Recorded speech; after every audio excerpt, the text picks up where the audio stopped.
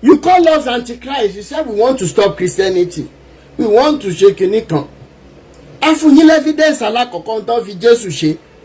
Ẹni àfihàn. A tún mọ̀ another evidence wa. Pastor tó jẹ́ pé ní ọ́fíìsì ló ti ń ku àwọn ọmọ mọ́lẹ̀ ní àfihàn torí pé kì í ṣe ara lẹ́yìn.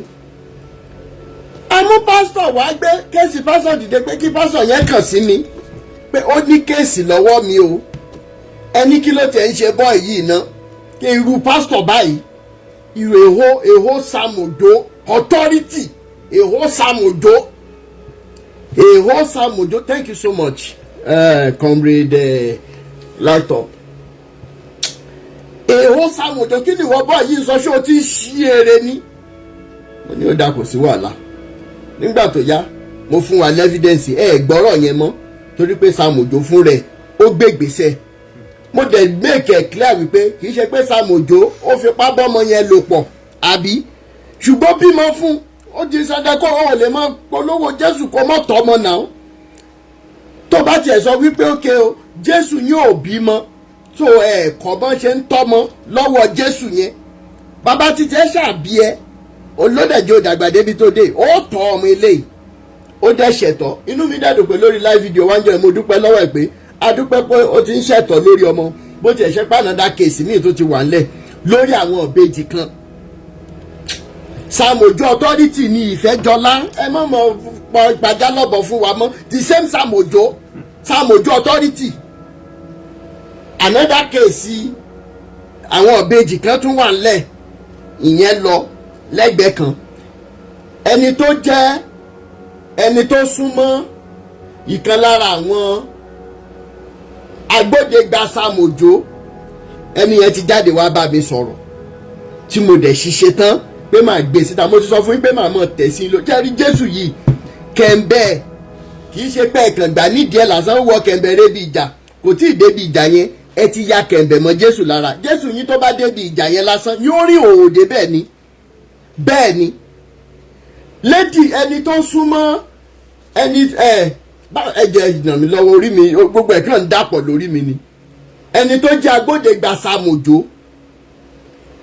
tí wọ́n fẹ́ jẹ́ kí n rí bá sọ̀rọ̀ ẹni tó súnmọ́ ẹni yẹn ṣùgbọ́n ẹni yẹn sọ fún mi wípé òun gbọ́dọ̀ sọ fún lady yìí pé a máa provide security fún.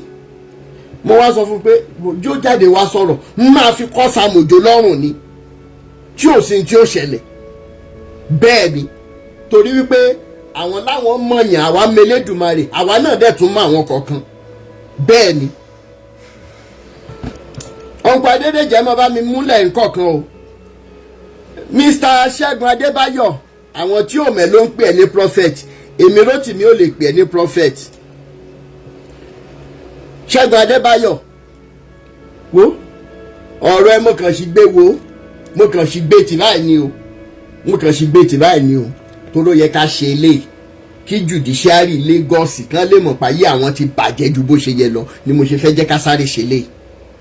Ṣẹ́gun Adébáyọ̀ mo sì gbé ọ̀rọ̀ ẹ̀ kọ́ ni o kéèsì ẹ̀ ń bọ̀ o torí mo bẹ̀ ẹ́ gbogbo àwọn tó bá ti wá bá mi pé gbowó lọ́wọ́ àwọn ó mọ̀ ṣe ẹ̀ tó mọ̀ fún wọn lówó yẹn padà ó fi mí gún lágídí àbí àwọn kan dẹ̀ sọ fún ẹ nínú chọ́ọ̀chì ẹ bó ṣe sọ pé wọ́n lò ní ìpè pé kó o mọ̀ fi ìpè ẹ pa gbogbo ẹni tó bá dárúkọ ẹ lórí social media. Mo wá fún ẹ ní days pé kó o tiẹ̀ rí mi pa kó o tiẹ̀ pa mí èmi gan fẹ́ kú sí yín lọ́rùn. Mo wá rí i pé mò ń sùn mò ń jí ní ìdẹ̀màdúrà gbà kò ní yẹ ò ní ṣoríire bẹ́ẹ̀ ni. Máa lépa ẹni yẹn káàkiri o ibi pa ẹ gbé mọ ibẹ̀ lágbára ẹ gbé mọ èmi yóò sọ fún ẹ wípé nǹkan kò ní ṣe wọ́n ó ti yẹ ẹni tí mo sọ Ṣẹ́gun Adébáyọ̀ ṣó ti yẹ ẹ mi ní sọ jù bẹ́ẹ̀ lọ àbọ̀rọ̀ lásán fọmọlúàbí tí nǹkan kan bá tí orí wọn bá miss tí orí ẹni yẹn bá miss èmi yìí àsọ fún ẹ wípé wàá fi ẹnu fẹ́ra bí abẹ̀bẹ̀ màá jẹ́ kó yẹ wípé ibi tí wọ́n títí ẹ̀ parí sí ibẹ̀ ni tàwọn kan tún ti bẹ̀rẹ̀ mo mọ tí mò ń sọ mi ní sọ jù bẹ́ẹ̀ lọ. Ṣẹ́gun Adébáyọ̀ ìyẹn tún lọ. Now arákùnrin yìí ò ṣe arákùnrin he is called Apostel Ololade Israel ẹ̀yin tẹ́ ń wò lórí Instagram ṣe ń rí báyìí ẹ jẹ́ mú fọ́tò ẹ̀mí ohun tún lélẹ̀ Apostel Ololade Israel ẹ̀yin YouTube ṣe ń rí orin Apostel Ololade Israel ẹ̀yin ti TikTok yóò lẹ̀ ń wò lẹ́yìn mi yẹn Apostel Ololade Israel ẹ̀yin tẹ́ ẹ̀ mọ̀ lórí Facebook ojú ẹ̀ lélẹ́yìí Apostel Ololade Israel ṣe ń rojú ẹ̀. The name of the business center is Christ Apostolic inú mi dùn pé Christ náà ni wọ́n máa ń lò Christ Apostolic Evangelical and Deliverance Ministry. ẹgbẹ́ abẹ́ dáhùn Christ Apostolic Evangelical and Deliverance Ministry. Òun lẹ̀ ń wò lẹ́yìn mi yìí òun lẹ̀ ń wò lẹ́yìn mi yìí òun ni mo gbé fọ́tò ẹ̀ sẹ́yìn Ololade Israel nìyẹn. Ololade mo ń gbọ́ wọn lọ ọ̀ṣẹ̀gẹ̀dẹ̀ àbálẹ̀ máa ń kọ́ nonsense. ẹ jẹ́ kí n pe sísítà mi wọlé kí wọ́n wá bá wa sọ ohun tó ṣẹlẹ̀ kí wọ́n yan ìgbésẹ̀ tí Rotimi Daniels Foundation for Peace and Equity ti gbé. Gbogbo ẹ̀yin tẹ́lẹ̀dùmarè lò fún wa lọ́lọ́kan òjọ̀kan uncle Sunny for real mo dúpẹ́ lọ́wọ́ yín uncle Adédèjì Adétúnjí mo dúpẹ́ lọ́wọ́ yín bàbá mi Kúforíjì mo dúpẹ́ lọ́wọ́ yín gbogbo ẹ̀yin insider fàájà bàbá gbẹ́tò ikú Bishop Andrew comrade Ọmọtọ́lọ́ limited comrade light up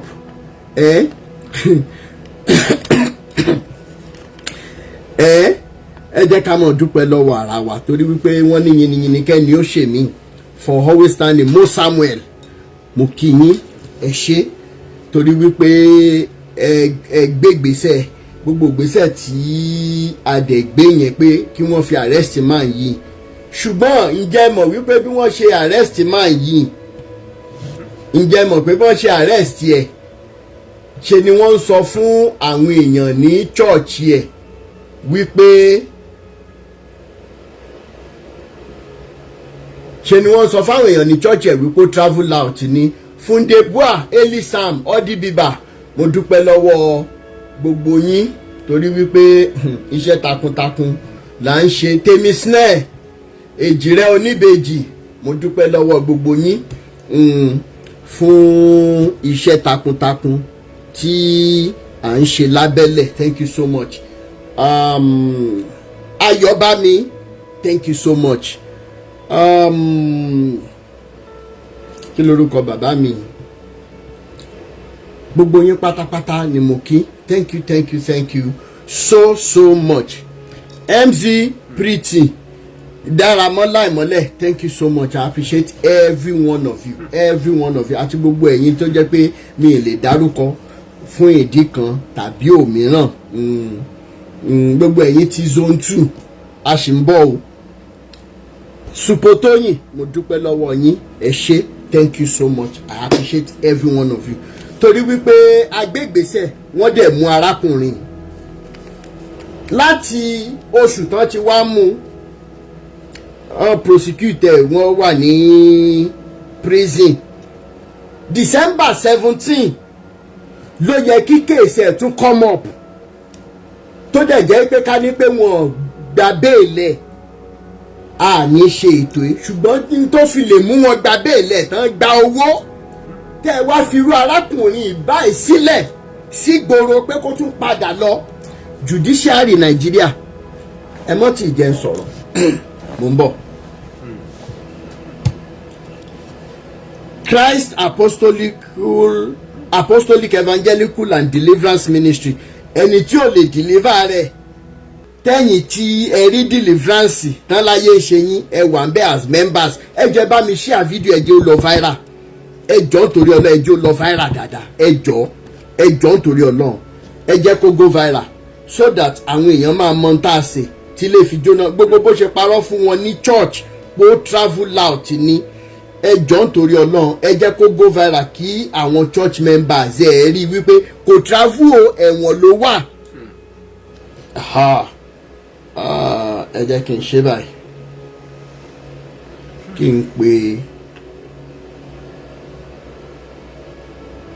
n pè ní wọlé.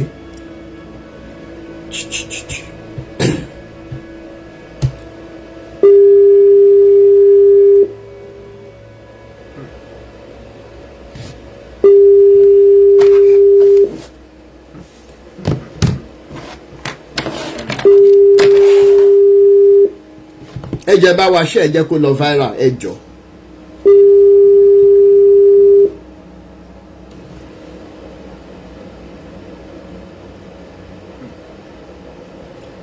Hello? Alpha báwo ni?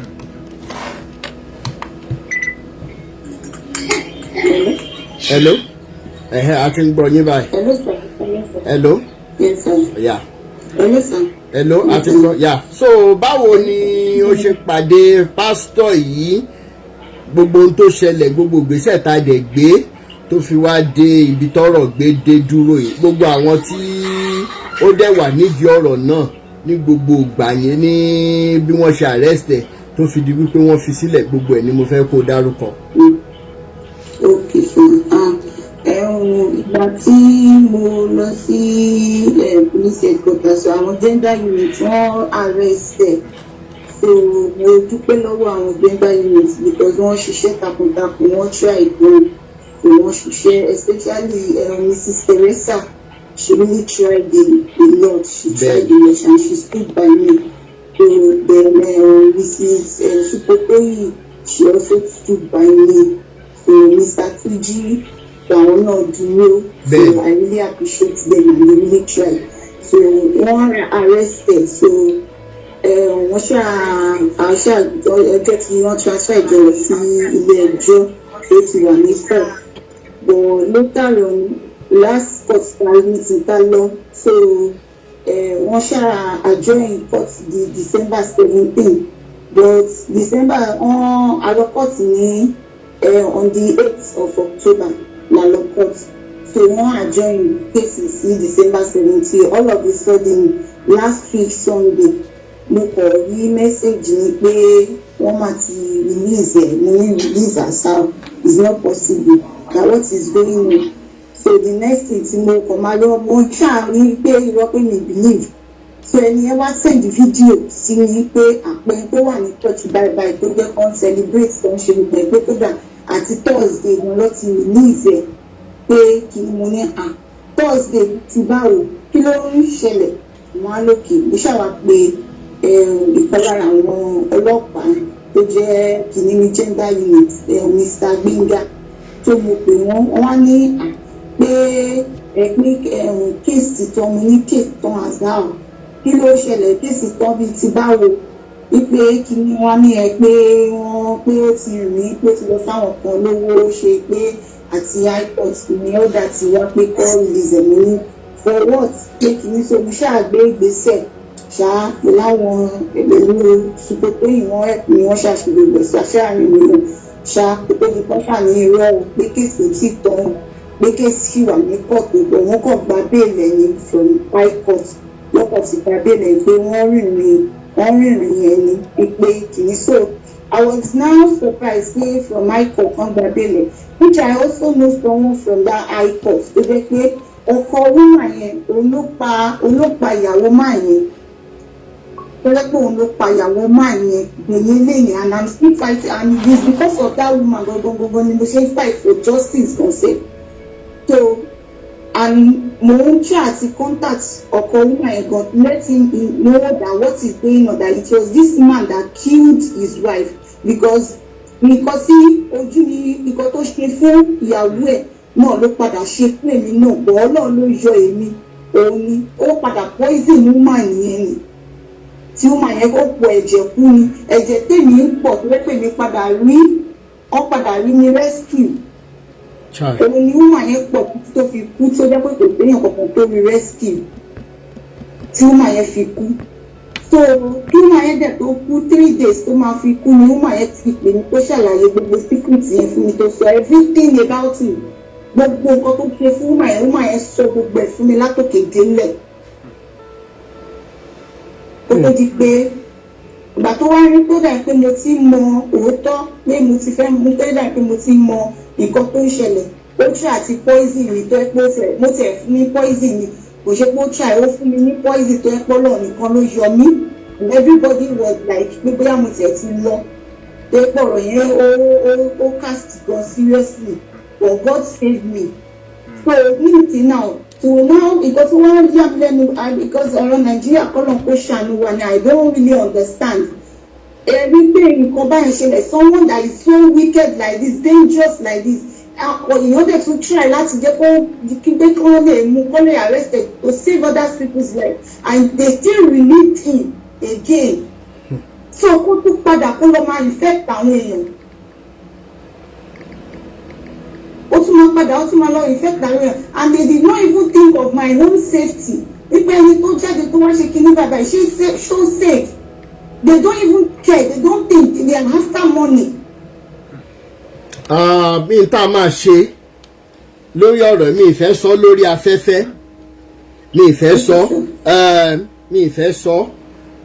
mi ìfẹ́ sọ mo máa ó dà ìgbà tó yẹ pé àwọn agbára táwa náà ní a máa lò ó bọ̀ mi ìfẹ́ sọ àwọn nǹkan kan lórí afẹ́fẹ́ nǹkan kan wá sí mi lọ́kàn sí mi ìfẹ́ sọ ṣùgbọ́n a máa gbé ìgbésẹ̀ sọ́dà mi ní expose àwọn tí ó máa bá wa lọ kàn sí wọn ní gbogbo ibi tí wọ́n ti release ẹ̀ yẹn bẹ́ẹ̀ ni mi ní sọ́nsìn thank you so much yeah.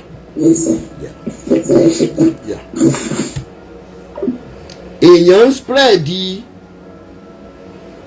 but we need to make sure that this man is apprehended and taken away for a long time because báwo la ṣe máa lajú wa sílẹ̀ nílùú tó lọ́ba tó níjòyè èèyàn intentionally pé HIV virus káàkiri a dẹ̀ gbìyànjú láti mú ó níye tá a ná ó ní gbogbo orúgbésẹ̀ tá a gbé toró wá fún yín lówó lẹ́yìn ẹ dẹ̀ tún fi sílẹ̀ and while he was away they were telling the church members go travel out ni ṣe rí pé nǹkan ti ṣe wá ní Nàìjíríà wọ́n ṣẹ̀ṣì ń ṣe service fídíò service tán ṣe tán ti ń welcome ẹ̀ back ó wà lọ́wọ́ mi bá a ṣe ń sọ̀rọ̀ yìí so gbogbo ẹ̀yin alágbára nulẹ̀ ẹ jọ̀ọ́ nítorí Ọlọ́run ọ̀nà tá a lè gbé ọ̀nà ìgbà torí the next victim of this guy might be your relative the next victim of this guy might be a very lovely friend tó ti ṣe ẹ́ lóore rí tàbí tí ó ṣe ọ́ lóore bẹ́ẹ̀ ni because ẹ jẹ́ ká wò pé ok jọ lè tó sí mi kí n gbàṣà irú ilé ìkíní kan tó bá fi nǹkan sẹ́nu báyìí sọ̀rọ̀ ńkọ́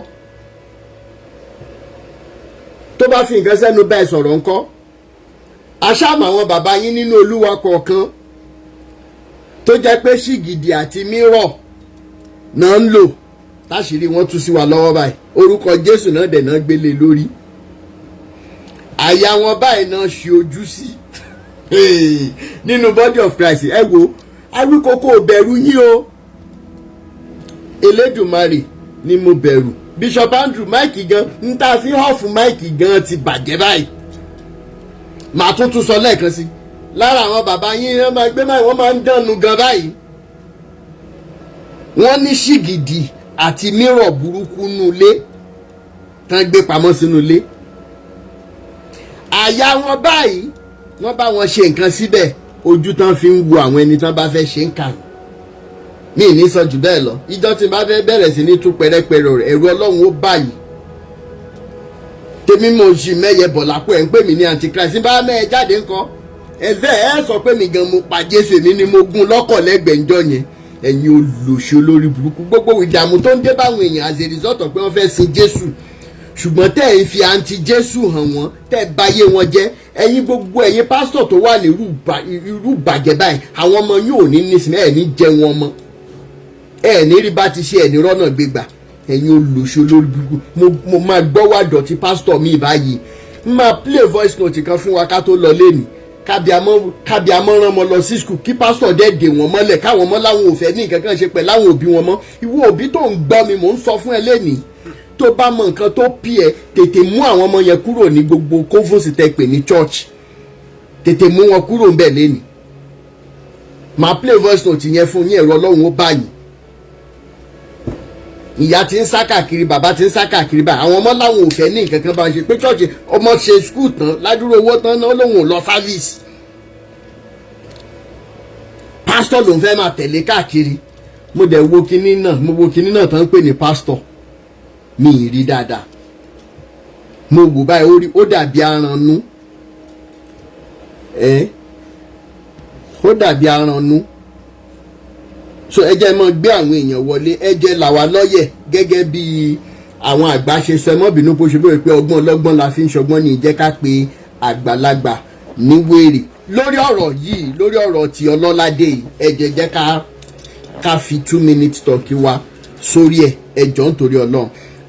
Ayomex, ẹ jẹ́ kí n kọ́kọ́ gbé yín wọlé sórí ètò yìí.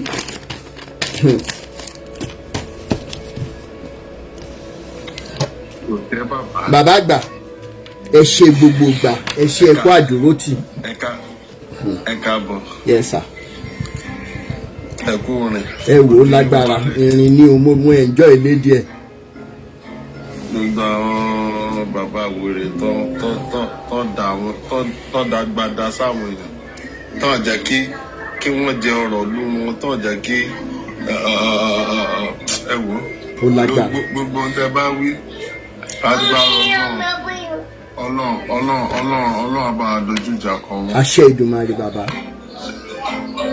ẹ̀wòrán àwọn bàbá rẹ̀ náà sí kí ni wọ́n ṣe ń lẹ̀ àzìnìkan ti wọ́n country wá seriously. ó ti bàjẹ́ ju bá ṣe rò lọ bẹ́ẹ̀ ni.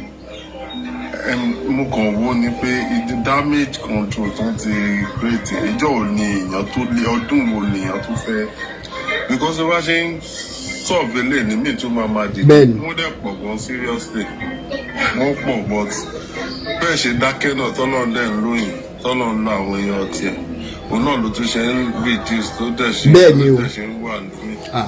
àní dákẹ́ àní jẹ́ kó sú wa ni. kẹwàá wà tìgbà yẹn kẹwo ká ní pé kò sẹ́ni tó ń sọ̀rọ̀ tó ń challenge ní kẹwo nǹkan tó ti máa bàjẹ́ ju bẹ́ẹ̀ ni. láti jù báyìí lọ kí ló dé ilé rèé kò ṣeé dúró sí, oko rèé kò ṣeé dúró sí, oko tẹ̀ ṣiṣẹ́ dúró sí but nínú bá ṣe pé kò sí fọkànbalẹ̀, kò sí bó bá ṣe ń pawó náà ni wọ́n ń lanú lẹ̀, wọ́n ń náwó ni wọ́n ń gbà lọ́wọ́ ẹ̀. ilé tó dẹ̀ ti yẹ kó jẹ̀ gbádùn àjọlé dàbílé. àjọlé dàbílé.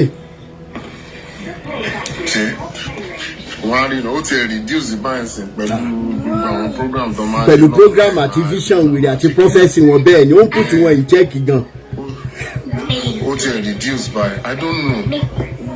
ìṣe bible ní ìka tí ò bá ṣiṣẹ́ kò yẹ kó jẹun wà bẹ́ẹ̀. bẹ́ẹ̀ ni bàbá mi. gbàdúrà kò yẹ kó jẹun.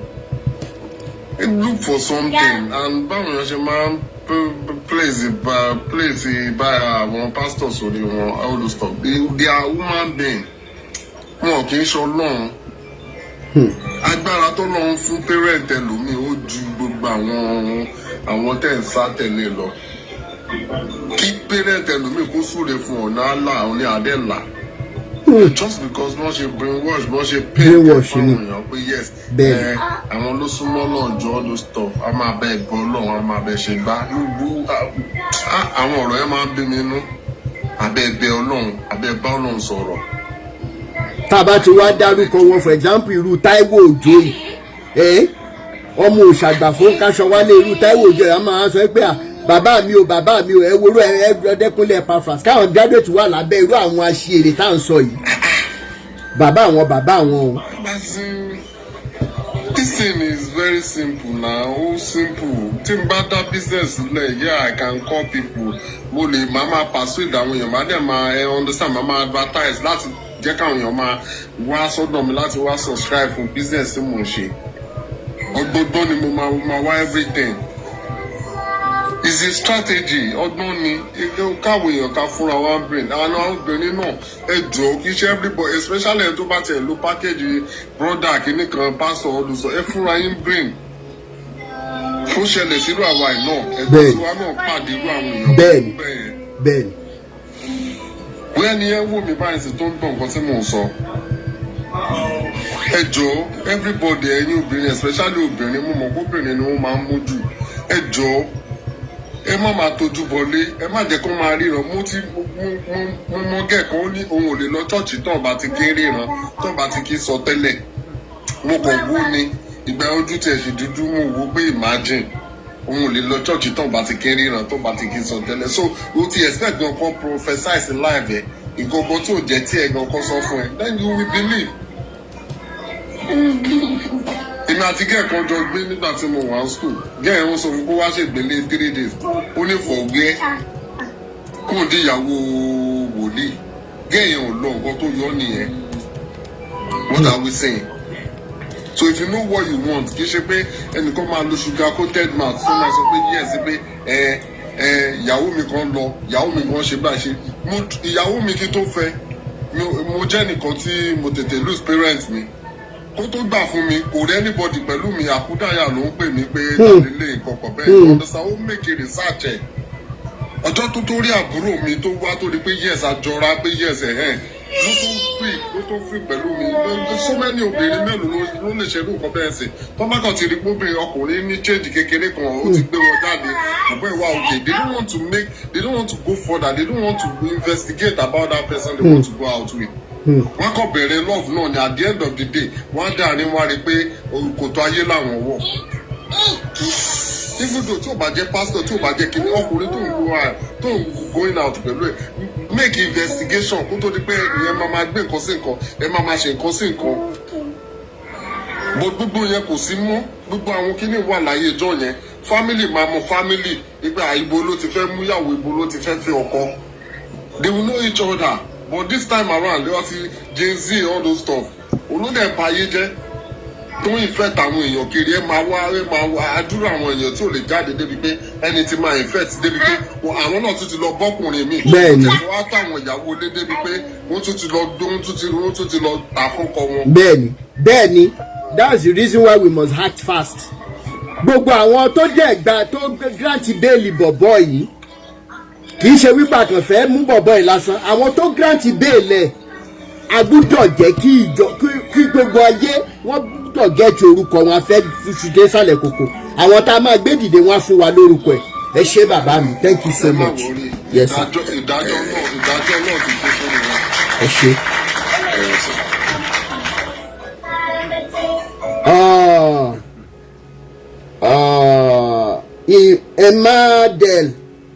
Emadel,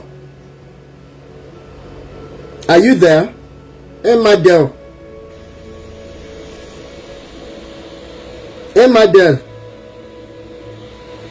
ẹ jọ̀ọ́ 2 minutes torí time ẹ jọ̀ọ́ ẹ má bínú so that màá lè ṣe nǹkan mi ẹ ní sùúrù prophet ẹ báwọn èèyàn lẹ̀ ní ẹ ní sùúrù dádì Adéyẹmí Oyèsọjí ṣẹ̀wá ń bẹ̀ sà ẹ bá mi on mute.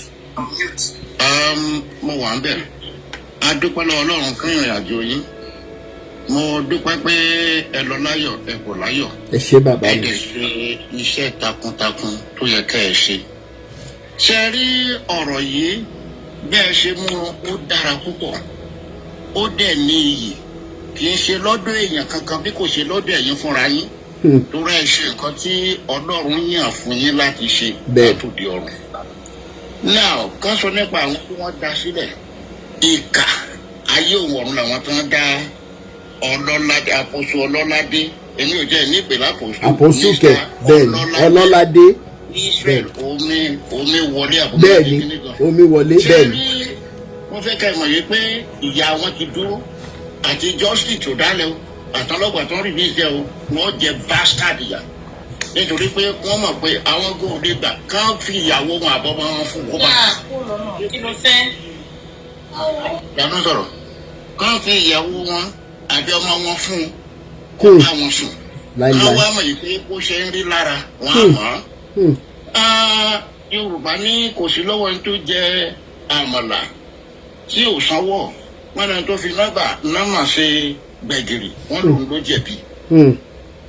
Ní ìgbà tí àwọn èèyàn bá lọ sílé ìjọsìn tó jẹ́ pé ìranù náà bá lọ báwo ni ò ṣe ní rí bẹ́ẹ̀ Ọlọ́run bá kó ṣàánú gbogbo wa ni ẹ jẹ́ ká máa tẹ̀mọ́ wọn létí gbà gbogbo pé gbogbo ẹ̀yin tẹ́ ẹ̀ lọ lé ìjọsìn ẹran tara yín ẹ̀yin ìyàwó ẹ̀yin obìnrin tí ì lọ́kọ ẹ gbọ́ kan yín sọ́dọ̀ Ọlọ́run ẹ má máa ṣe rán ba rádaràdá kiri bóyá yẹn máa help wọn àwọn tá a dẹ̀ wà nínú ilé náà ẹ jẹ́ ká fi kọ́gbọ́n o ọgbọ́n ni o kò ní jẹ́ kí àwọn èèyàn wa kan bọ́ sọ́wọ́ o ìwọ̀nba tí mo lè sọ náà lédè ṣùgbọ́n kíní yẹn sì tẹ̀síwájú fàájà tẹ̀síwájú ó tẹ̀síwájú 2025 nìkan kọ́ la máa fi ṣe fàájà forever ni forever ni o bẹ́ẹ̀ ni ẹ yí padà sí fàájà forever Ọlọ́run bá dẹ̀ bá wa ṣe nígbà tá a bá dàgbà tá a bá lọ àwọn tó ń bọ̀ nínú náà wọ́n á tún gbé pẹ̀lú ògo Ọlọ́run kò dẹ̀ sẹ́ni tó máa kún rèwerèwe Ọlọ́run á dúró ti gbogbo wa Ọlọ́run á dùn wá nínú ẹ jọ̀ọ́ ẹ má dáwọ́ ẹ̀ dúró. ẹ ṣé bàbá mi thank you so much àgbàlú kan lórílẹ̀ bàbá mi authentic thank you so much mo rí n tẹ́ fi ṣọwọ́ sí mi bẹ́ẹ̀ ni ó yé mi tẹ́ sọ ẹ jọ̀ọ́ gbogbo ẹ̀yin tí ẹ bá mọ ipò àti ìríjú àti ẹgbẹ́ tá a lè kàn sí lórí ọ̀rọ̀ yìí ní Èkó lé tàbí ní anywhere ẹ jọ̀ọ́ ẹ fi ṣọwọ́ sí wa ní WhatsApp number +234 +234 8092906250 Olúyẹmí Ajayi Bukki Babarukoka I know this fake pastor his church is 3 house to my house in Ayobo Ipaja ẹnìkan béèrè pé bo ni address ẹ má bínú bẹ́ẹ̀ ni you are right ọ̀rẹ́ èèyàn mi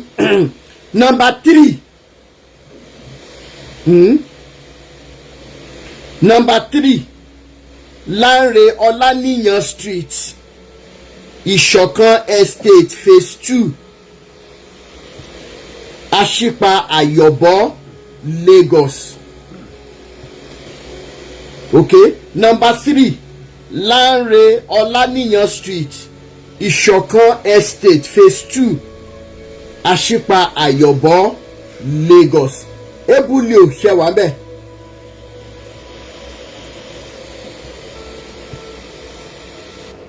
ebule o ṣe wà ńbẹ̀ mà. yes o mo wà ńbẹ̀ o ẹ kú iṣẹ́ gbogbo ayé Ọlọ́run á máa fún yín ṣe o. yes ma. lágbára Ọlọ́run adẹ́dàá ṣẹ̀dá tó gbé yín kalẹ̀ gẹ́gẹ́ bí ìtúsílẹ̀ ìdáǹdè fún ọmọnìyàn kò ní fi ara yín dè yín. àmín. inú wa dùn tẹ́ lọ sí Nàìjíríà tẹ́ bọ̀ láyọ̀ bẹ́ẹ̀ni ìṣẹ̀lẹ̀ rú tiẹ̀ ń ba èmi mo ní àwọn èèyàn yìí Ọlọ́run má jẹ́ wọn ó dé nàdérú tì mí because in Nigeria kò sí nǹkan tí ò pọ̀ sí. bẹ́ẹ̀ni Ọlọ́run nìkan ló ń ṣọ́ wa. a lọ láyọ̀ àbọ̀ láyọ̀. adúpẹ́ fọ́lọ́run fún ẹ̀mí yín tó lọ láyọ̀ tó bọ̀ láyọ̀ ẹ mọ̀ ra àrìn yìí lógo Ọlọ́run. àmín o. ṣe rí ọkùnrin yìí ẹni tí kò yé àwọn èèyàn wa tán gbé agbára dání ní Nàìjíríà tí wọ́n pọn àwọn ẹni ibi sẹ́yìn tí wọ́n fọ̀jà mú wọn ni wípé bí ogun bá lọ ọgbọ̀n ó jẹ̀bọ̀ ká má ò sì ní ìdá tí mo address anybody kó tó ṣẹ̀tọ́ rẹ̀ fún gbogbo ẹni tí ó bá sì lè pa òkúrò lójúgun kan rántí ọmọ wọn but unfortunately irú wọn àná ní ọmọ bámú ni mo bẹ́ẹ̀ ni ìlú bámúbámú ni mo yó nígbà tó ọmọ bá dìgbà tiẹ̀ kó ṣayé ẹ̀ bó bá ṣe fẹ́ ṣe yóò ti gbàgbé wípé bíbélì gan sọ bíbélì tí aláwọn bílẹ̀ ìwé yẹn ó sọ wípé àwọn bàbá jẹ èso àjàrà èyí sì ń kan àwọn ọmọ. èèyàn ó intentionally pín HIV virus. bẹ́ẹ̀ni. nǹkan tí ì ṣe pé dem sí wọ́n máa ṣe tẹ́sì there are evidences lots of it ẹ sì tún fi ilẹ̀ nítorí ìpolówó sọ ojú ló pẹ́ sí gbogbo wọn náà tó ń ṣe àìdá yẹn ni wọ́n ní aburú tí Ọlọ́run fi ń ṣe wọ́n tí ó hàn síta nígbà tí òjò ń gba báírò tá a print gbogbo statement of account wa tá a print ẹ̀ síta lọ sí ọ̀dọ̀ àwọn ọlọ́pàá bẹ́ẹ̀ ni consent wípé gbogbo owó yẹn lòun gbà wọ́n fi ilé àbí wọn ò fi lẹ̀ that is Nigeria for you 46 million plus. tó fi jẹ́ wípé ẹni bí ò ní tán ní Nàìjíríà wọ́n mọ̀ pọ̀ sí ni nítorí pé wọ́n mọ̀ pé kò sí ìwà bí ọ̀hún bọ́ ṣe wulẹ̀ kí wọ́n ó burú tó tí wọ́n bá wù tán bá ti rówó ná wọ́n á bọ́ nú ẹ̀. ọlọ́pàá máa sọ fún yín pé ẹ bá ti máa arrest ẹ̀ yóò gba ẹlòmíì yóò san ti yín ọlọ́pàá ló máa sọ bẹ́ẹ̀ yẹn so bọ̀bọ́ ẹ̀ nísìn ó ti di pàdé àwọn ọlọ́pàá bẹ́ẹ̀ yẹn bó ṣe wà yẹn tó bá ti ń gbowó ń ṣọ́ọ̀ṣì ó ti máa fi wọ́n sórí payroll lá máa fún wọn lẹ́tọ̀ọ́ wọn. bẹ́ẹ̀ni. wọ́n á dẹ̀ máa ná irú owó yẹn lórí ọmọ lórí ara wọn, inú wọn á máa dùn. Mo ń bọ̀ wọ Ọlọ́run ọ̀yá lógún ọdún. Àwọn ọmọ wọn náà tí wọ́n ń fowó yẹn tán sìn, tí wọ́n ń gòkè fẹ̀rẹ̀fẹ̀rẹ̀, táwọn míì ń sunkún nínú ilé wọn lójoojúmọ́, tí wọ́n ń pe Elédùmarè fún ẹ̀san lórí bàbá wọn, lórí ìyá wọn tó ń fi ojoojúmọ́ ṣaburú. Tí ẹ ní ẹnu, ẹni tó bá ní òbí tó ń ṣaburú, tẹ́ ẹ ní ẹnu láti pè wọ́n jókòó pé bàámi màámi ń tẹ̀ ń ṣe ìyẹ́ ẹ̀sìn rúti wá, ẹ̀rú ọ̀la wá. Nígbà tó bá wá ń ṣẹlẹ̀, Ọlọ́run ò wá ṣe sùúrù, kí lọmọ ìwá ṣe tó le tó báyìí. Ẹnìkan kan ò sí ń bẹ̀ nígbà tí bàbá rẹ̀ àti ìyá rẹ̀ tó ń pa gbogbo ayé lẹ́kún. Bẹ́ẹ̀ni. Ìkọ́sọ́ Ọlọ́run ṣẹ̀san fún kó wá. So obìnrin tí ó gbẹ́jọ́ wá fún yín pẹ̀lú Mr. HIV yìí, ó ní kó múra sọ́ra rẹ̀, kó make sure bóun lọ gbòògùn, ó sì ń lò. Because ọkùnrin tó ń dán lójú bọ̀rọ̀bọ̀rọ̀ yìí, I am very sure pé kò ní miss dose ẹ̀ lọ́jọ́ ẹ̀yọ̀. Ó ń lògùn. Yes, so that is who they are. That is who they are. Nígbà tí mò ń ṣiṣẹ́ ní very rural area kan ní Nàìjíríà, ọkọ yóò ní HIV, kò ní sọ fún ìyàwó 4-5 tó kó sílé. It's as terrible as that. Nígbà táwọn ìyàwó yẹn bá ń sick, tó bá ń gbé wọn wọ hospital, ilẹ̀ ẹ̀ máa rí i pé eléyìí náà, tẹ́ bá ní kọ́kọ́ wá ṣe HIV, wọ́n ò kọ́ sá lọ, tẹ́ bá ní wọ́n wá ṣe HIV test, wọ́n ò kọ́ sá lọ, wọn ò ní dààmú. Nígbà tó bá wà forced àti ṣe lẹ́rìí wípé wọ́n ń gba oògùn steady. Why are we so wicked? Nǹkan tí bàbá ẹ̀ náà ṣe nìyẹn. A number of ladies ẹ̀rù ń bà wọ́n àti sọ̀rọ̀. Ìyàwó lé wà lára wọn. Tí ọmọ bá ní HIV níbi tí fáírọ̀sì yẹn táwọn èèyàn tí wọ́n yàkà pẹ̀lú ẹ̀ dé, ọmọ tó bá ní HIV tó bá dé stage wọ́n ń yàgbẹ́ sára, wọ́n ń bì sára. There is a stage tó máa ń wá psychotic ńgbà míì tó bá máa lo oògùn wọn gan. Tí wọ́n bá ń ṣe gbogbo dáadáa tó jẹ́ pé gbogbo body fluid wọn gan ló wà infectious. Tó bá kú ọ̀rọ̀ ẹ̀mí kan lẹ́nu ẹ̀, a máa sọ fẹ́yìn nurses and doctors wípé òun ò rán yín sẹ́nibọ̀dì o, ẹ má sọ fún màmá òun, ìyá rẹ̀ tó bí ọmọ tọ́jú ẹ̀ wàláhì wọn ní sọ fún wọn. Ìyá máa fọṣọ ẹ̀jẹ̀, a máa fọṣọ ọ̀gbẹ́, a máa fọṣọ ọ̀tọ̀ pẹ̀lú ọwọ́ rẹ̀ láì nílò gloves. Màmá body fluid lẹ́ ń dì pẹ̀lú yẹn, máa lo glove. Á lọ́mọ tí mo bí ní nǹkan kò jí lára ẹ̀. HIV patient ló wá tọ́jú o. Ọmọ tó bí ò ní sọ fún tí kò ní HIV. Ìyàwó ò ní sọ fọ́kọ, ọkọ ò ní sọ fún ìyàwó. That is the reason tí virus yẹn ò fi ní tán lẹ̀ láéláé. Àwọn ọ̀sán bá ti mọ̀ pé àwọn positive, ní tó burú bẹ́ẹ̀ ni wípé ẹgbọ́n ẹ̀mí wọn ni wípé èmi nìkan kọ́ ni màá kàgbá kò kíní yìí. Wọ́n wá máa pín. Ní tí òye wọn ni wípé HIV virus ó tún ní àwọn variants. Ó ní àwọn variants. You have HIV-A, for example. Ẹni tó rò pé ó fẹ́ bá sùn nírọ̀ tó fẹ́ kó HIV ràn, ó mọ̀ pé ó ní type B lára ẹ̀. Sọ́gbà tó bá sùn yẹn, wọ́n á gba B mọ́ tiẹ̀, òun á gba A mọ́ tiẹ̀. And when they have more than one type, it becomes more virulent. Ó máa dín pẹ̀lú wọn mercilessly ni. But most people tí ò wá infected, tí wọ́n lọ pe orúkọ Jésù ní church, tó wá sọ orúkọ Jésù church rẹ, tó sọ di clubhouse, tó mú gbogbo wọn mọ́lẹ̀ with the mind wípé tán bá ti wá ní problem, ó sì tó fún wọn ní àgbo poison kán lè kú dànù so that wọn ò ní sọ̀rọ̀ fàyè. Ó ṣe pamọ́ ni, àwọn tó dá sílẹ̀ náà ṣe pamọ́ ni. Ọlọ́run ṣẹ̀kọ̀tàn kó wá. Adúpẹ́ o, Ọlọ́run tó gbé yín dìde kò ní ẹ̀bà padà lẹ́yìn yín, yóò sì fún yín ṣe. Kéèsì tèmi náà àṣeyọrí ló máa ṣe. Ọjọ́ ti di dandan, mo ṣẹ̀fẹ̀ béèrè lọ́wọ́ àwọn èèyàn wa ni pé ẹjọ́ tí àwọn ọlọ́pàá bá ti approve petition, ṣé ó ṣeé ṣe kí wọ́n declare alleged victim yẹn wanted nínú òfin Nàìjíríà? Mo fẹ́ béèrè torí ìgbésẹ̀ tó kù tí mo fẹ́ gbé lórí ọ̀rọ̀ Òjó Olúwaṣẹ̀san nìyẹn, torí wọ́n ti approve petition ta kọ báyìí, Supotóyìn máa ó yẹ kí wọ́n ti wà ń kalẹ̀ báyìí.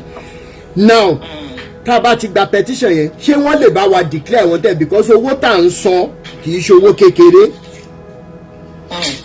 So tí wọ́n bá ti sọ wípé bẹ́ẹ̀ ni owó tá a bá máa tún ná láti lè declare wanted káwọn ọlọ́pàá múra a máa san fún wọn, kò sí wàhálà. Ìgbésẹ̀ tó kù tí mo fẹ́ gbé nìyẹn. Ẹ ṣé. Ọlọ́run fún wa ṣe ọ́ọ̀tì náà gbogbo wọn náà ni wọ́n máa gba sálárì lọ́wọ́ gbogbo àwọn tó dá alẹ́ ìgbà yẹn. Wọ́n jọ náà ni. Ìmí àwọn náà jíyẹ ẹ̀sìn èló náà wá gbàǹgbà yẹn tó tán ṣe ayé wọn èló ni. Kò lè tán, iṣẹ́ ọmọ pọ̀ sí ni, kò lè tán. Kò sí wàhálà. Iṣẹ́ ọmọ pọ̀ sí ni, kódà ìwọ̀n gbádùn tí wọ́n ń gbádùn wọ́n ti jẹ tọmọ wọn mọ́. Bẹ́ẹ̀ni. Òṣì yóò jókòó sínú ilé ọmọ wọn, yóò jókòó sínú ayé ẹ̀ kò ní dìde ń bẹ́. Bẹ́ẹ̀ni, láṣẹ Èdùmàrè. Ẹ ṣé mà. Ẹ ṣeun. Ẹ jọ̀ọ́ gbogbo ẹ̀yin amòfin nínú ilé, ọlọ́pàá ti approve petition against redeemed pastor David Ojo Olúwaṣẹ̀san. Àti kọ́kọ́ gbé ìgbésẹ̀ yẹn. Inú mi dẹ̀dùn fún àwọn tí Ọlọ́run lò fún wa láti lè ṣe ọ̀rọ̀ petition yẹn. Ẹ jọ̀ọ́ tí wọ́n bá ti approve petition, ṣé a lè gbé ìgbésẹ̀ kí wọ́n declare wanted? Ẹ jọ̀ọ́ ẹ jẹ́ kó yé wa lórí ètò ìlálẹ̀ torí ìgbésẹ̀ tó kù tá a fẹ́ gbé nìyẹn. Ẹ ṣé. Prophet Ṣọlá Tolúwa, ó yẹ sáré ṣí máìkì yín.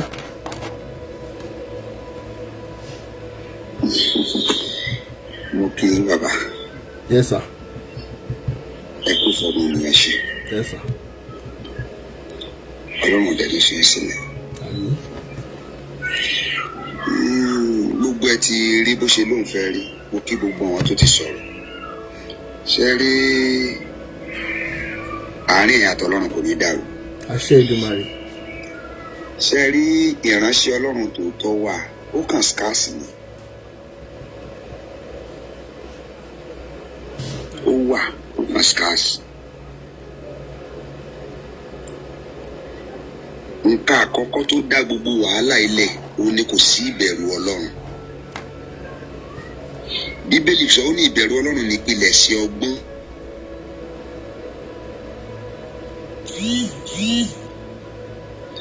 Ṣé rí gbogbo ilé tó ń ṣẹlẹ̀ yìí torí ọrọ̀ ayé ni. Ṣé gbogbo. Ẹ jọ̀ọ́ ṣé mo lè béèrè question kan lọ́wọ́ yín, kí náà ń pè ní wípé ìránṣẹ́ Ọlọ́run? Ta ni ìránṣẹ́ Ọlọ́run? Wípé ta ni ìránṣẹ́ Ọlọ́run àbí? Kí náà ń pè ní pé ìránṣẹ́ Ọlọ́run, pé Ọlọ́run pè yàn, báwo lọ́lọ́run ṣe ń pè yàn? Thank you, mo like ìbéèrè yẹn. Nǹkan tẹ́mi mọ̀ ni pé ìránṣẹ́ Ọlọ́run tó máa ní wòlíì, àwọn máa ń bí wòlíì ní bọ́n ṣe ń bí ọba.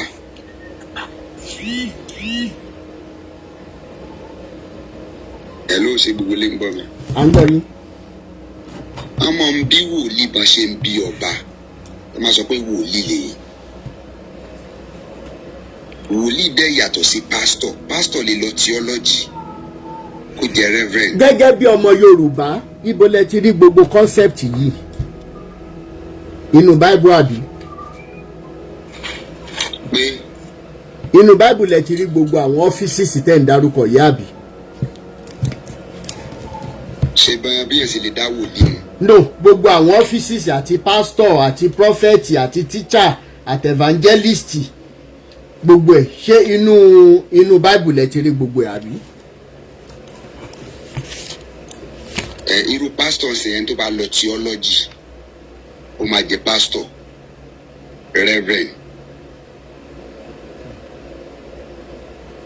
Ẹ wá ní sùúrù, mo fẹ́ ka nǹkan kan fún yín nínú the same Bible yìí. Kẹ́ẹ̀ni bínú. Irọ́ yàrá ẹ̀kọ́ ni náà. Now, mo fẹ́ sáré ka nǹkan kan fún wa jáde. Ẹ̀yin gẹ́gẹ́ bí ẹ ṣe fi prophet sí ẹ̀yìn orúkọ yín. The only thing tí Fàájà movement máa béèrè lọ́wọ́ yín tí n bá ka kínní ni pé ẹ fún wa ní ìpéjọpọ̀ kan tí wọ́n pè ní church ní gbogbo Nàìjíríà. Kí ni mo pè? Ní gbogbo Nàìjíríà tó mìtì qualities nǹkan kọ sínú Bíbélì yìí fún yín. Ẹ jẹ́ ká wo iṣẹ́ àwọn àpọ́stélì. Ẹ já wo the book of Acts, iṣẹ́ àwọn àpọ́stélì. Orí 4 ẹsẹ̀ 22, Acts 4 from verse 32. Only now the company of believers was of one heart and one soul. Ẹ jẹ́ kọ́kọ́ mú báyìí. Ó ní ìpéjọpọ̀ àwọn tó gbàgbọ́, ó sì ṣe ọkàn kan àti ẹ̀mí kan. Ẹ jẹ́ ká mú àwọn bàbá yín lókè ká tó fàbọ̀ sórí àwọn ọ̀jẹ̀wẹ̀wẹ̀ àwọn ìkérégbè. Nínú bóyá sí ànẹ́s lẹ́yìn sìn. Bẹ́ẹ̀ ni, nínú sí ànẹ́s for example, ṣé ẹ lè sọ wípé láti òkè yẹn wọ́n wà ní ẹ̀mí kan àti ọkàn kan? Ṣé ẹ lè fọwọ́ sọ̀yà ẹ̀? Ìbéèrè ńlá. Ìyẹn number one. Number two ni wípé tó bá jẹ́ wípé lóòótọ́ ni ìpéjọpọ̀ àwọn onígbàgbọ́ ó jẹ́ ọkàn kan àti ẹ̀mí kan àti ìṣọ̀kan, ẹ mọ̀ béèrè tá a bá ní ẹ̀rí ọkàn ní Nàìjíríà bí àwọn followers Adébóyè àti Oyèdépò ṣe tó, ó yẹ ká máa béèrè bí ẹ̀mí Olúwa ṣe ń bẹ, bí agbára Olúwa ṣe ń bẹ tẹ́mi ẹ̀ wà, wípé kí ló dé tí kò sí ìṣọ̀kan àárín àwọn méjèèjì yìí, tó jẹ́ wípé Adébóyè sọ̀pọ̀tì ìjọba tó ń pa wá lẹ́ni evidently, tí Oyèdépò ń sọ̀pọ̀tì Àtíkù. Jésù kan náà láwọn ń pè o. Ẹ ṣe yẹn léní ká mọ́ tún lọ sí Sẹ̀lẹ̀, torí lọ́wọ́lọ́wọ́ báyìí àwọn kéésìsì Sẹ̀lẹ̀ tó wà lọ́wọ́ mi ogun ò lè kó tán, ẹ̀yin tẹ́ ń wọṣọ funfun. Tí mo dẹ̀ ti sọ rí wípé tí wọ́n bá yẹ iṣẹ́ ọwọ́ yín wò, tí wọ́n bá yẹ iṣẹ́ ọwọ́ ẹ̀yin tẹ́ ń wọṣọ funfun wò, aṣọ dúdú gan ti máa mọ́ ju ìwà ọwọ́ yín lọ. Gbàgede òótọ́ la wà yìí, anybody tó bá jẹ́ prophet or prophetess or ìṣèrànṣẹ́ Ọlọ́run tó bá di tó dórí péjì mi, a máa yẹ iṣẹ́ ọwọ́ ẹ̀ wò. Ó wá sọ wípé not one of them claimed that anything belonging to him was his own. Kò sí ẹnì kankan nínú àwọn tó pera wọn ní onígbàgbọ́ yìí tó lè sọ pé nǹkan tóun ní ti tòun nìkan ní. Wọ́n ń ṣe program lọ́wọ́ ní winners nsìn, èèyàn wá fẹ́ dákú, ṣé wọ́n lè order private jet Oyèdépò pé kí wọ́n sáré gbẹ́ni yẹn lọ sí hospital? Àwọn ò lè ṣe o. Wọ́n ò lè ṣe. Ẹ sì qualify àwọn kìíní tẹ́ pé ní church. Ẹ jẹ́ kí n mú síwájú sí i. But everything was common property for the use of all. Gbogbo ohun tí oníkálukú ní ó wà fún gbogbo àwọn tó jẹ́ onígbàgbọ́. So that tábí kókó bá ń sọ̀rọ̀ pẹ̀lú fàjà movement, ẹ̀bí ó yẹ kẹ́ understand ibi tàná pé gbogbo tẹ́ kójú ẹ̀ tẹ́ ń pè ní church. Oko ìmúnisìn ní gbogbo ẹ̀dẹ̀ ní ọba mi Èdùmàrè máa jẹ́ ká bàjẹ́ tá a máa tú gbogbo ọgbà yẹn táwọn èèyàn máa bọ́ nú gbèpò. Yes, sir. Ṣé ìbínú sir? Mi ti ṣetán o. Verse 33. Okay. And with great ability and power, the apostles were continuously testifying to the resurrection. Pẹ̀lú agbára ńlá, àwọn tó pera wọn ní òjíṣẹ́ Ọlọ́run wọ́n ń lọ káàkiri láti máa fi ìjíǹde Jésù hàn gbogbo àgbáyé. A ṣe ìjíǹde Jésù mọ́ ní ilẹ̀ Haúsá torí wípé a kà wọ́n kún èèyàn. Àwọn tá a wà lábúrọ̀dì ni wọ́n ń gbé ìyìn rere Jésù wá fún wa torí dollars àti pounds àti euros. Ọ̀rọ̀ yìí ta bá Mike Babilóyè, agbára ńlá. Agbára ńlá ni àwọn kan wò tí wọ́n sọra wọn di aṣèrè Nàìjíríà pé wọ́n gbaṣẹ́ Olúwa, tí wọ́n láwọn ń lọ ṣe village evangelism. Ibo ni Mike Babilóyè àtàwọn ọmọ ẹ̀ wà lẹ́ni tí wọ́n sì ń ṣe village evangelism, àbí wọ́n ń ṣe abroad evangelism? Torí tá a bá sọ̀rọ̀ wọn á là sọ̀rọ̀ jù, ayé ò fẹ́ òótọ́ mọ́.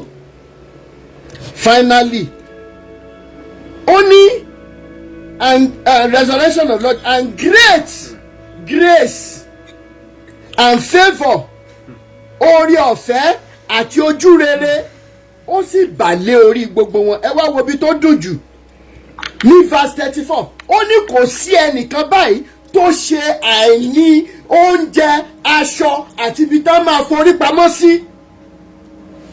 How many of your members today cannot even have 1 square meal? Tí pastor dẹ̀ kó ọ̀rọ̀ ayé jọ, how can you call that a church?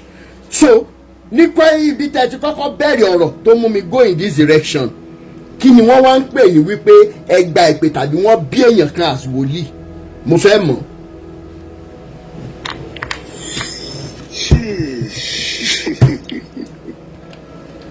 Ṣẹ́rí pé lágbára. Ó tóbi gan sa. Tá a bá wá ń ṣe ìsìnkú bàbá mi, orin tá a máa ń kọ ni wípé àpàdé lẹ́sẹ̀ Jésù o. Lẹ́sẹ̀ Jésù. Níbi tí a ò kò ní yára wa, a ó ríra wa, a ó yọ̀ mọ́ra wa, Jésù ni yóò ṣe alága. Ṣé orin ìṣó jẹ́ òótọ́ mọ́? Kò sí òótọ́ ń bẹ sá. Ṣé orin ìṣó jẹ́ òótọ́? Ṣé rí sàṣẹ bínú sá? Ṣé rí ká ní irú yẹn pọ̀ báyìí níwájú àwọn òpè ń bẹ́ẹ̀ ń sọ kò ní nítumọ̀ sí wọn. Èmi tí mo ń bá yín sọ̀rọ̀ ìránṣẹ́ Ọlọ́run ni mí. Bí mo ṣe wà mo wà níbi iṣẹ́ mo ìwà mi ìjókòó ti ṣe ìránṣẹ́.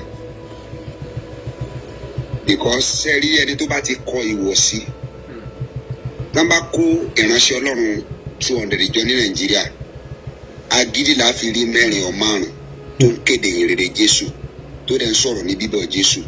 Eré mọ́tò, eré afẹ́kọ́lé, táka sùtánà. Ṣé mo reason? Má pẹ̀lú. Ṣé mo reason tó ṣe rí bẹ́ẹ̀? Torí wípé ihun tí gbogbo àwọn àgbà tó spread ọ̀rọ̀ resurrection Jésù tán gbé bíbélì yìí, wọ́n mọ̀ pé irọ́ tó tó láyé yìí ò sí. Ẹ jẹ́ kí n fún yín ní evidence. Nígbà tí generation ni ti wá kéré, ǹjẹ́ rántí wípé tán bá wàásù ọ̀rọ̀ Jésù tán gbà náà lọ́hùn, ǹjẹ́ mọ̀pámọ́ sunkún lórí pẹpẹ lọ give life wa ní ṣá? Táàmù wa omi ẹkún mu báyìí pé ọ̀rẹ́ mi níbo lòun lọ lẹ́yìn ayé, ǹjẹ́ tó bá mọ̀ ṣé bí generation àwọn bàbá olórí burúkú àṣìírè ló gbé orin yẹn lẹ̀?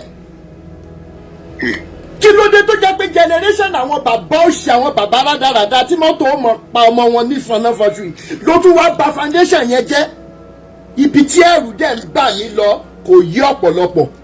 If we believed pé Ọlọ́run wà, pé aṣẹ̀dá wà, tí wọ́n dẹ̀ sún wa débi wípé ìtàjẹ̀sílẹ̀ pọ̀ ní Nàìjíríà, now how much more àwọn tó ń depart from faith tí wọ́n sọ pé kò sí Ọlọ́run mọ́ as a result of nǹkan táwọn bàbá ṣe èdè yìí ń ṣe, kò tí ì yé yín ṣá?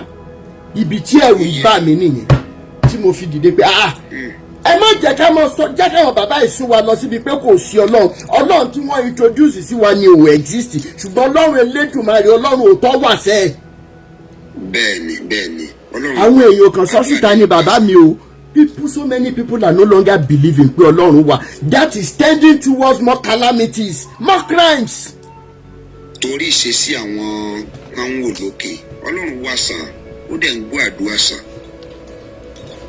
Inú mi dùn, Ọlọ́run dẹ̀ ní fi yín sílẹ̀. Òótọ́ yìí bá tẹ̀ ń sọ.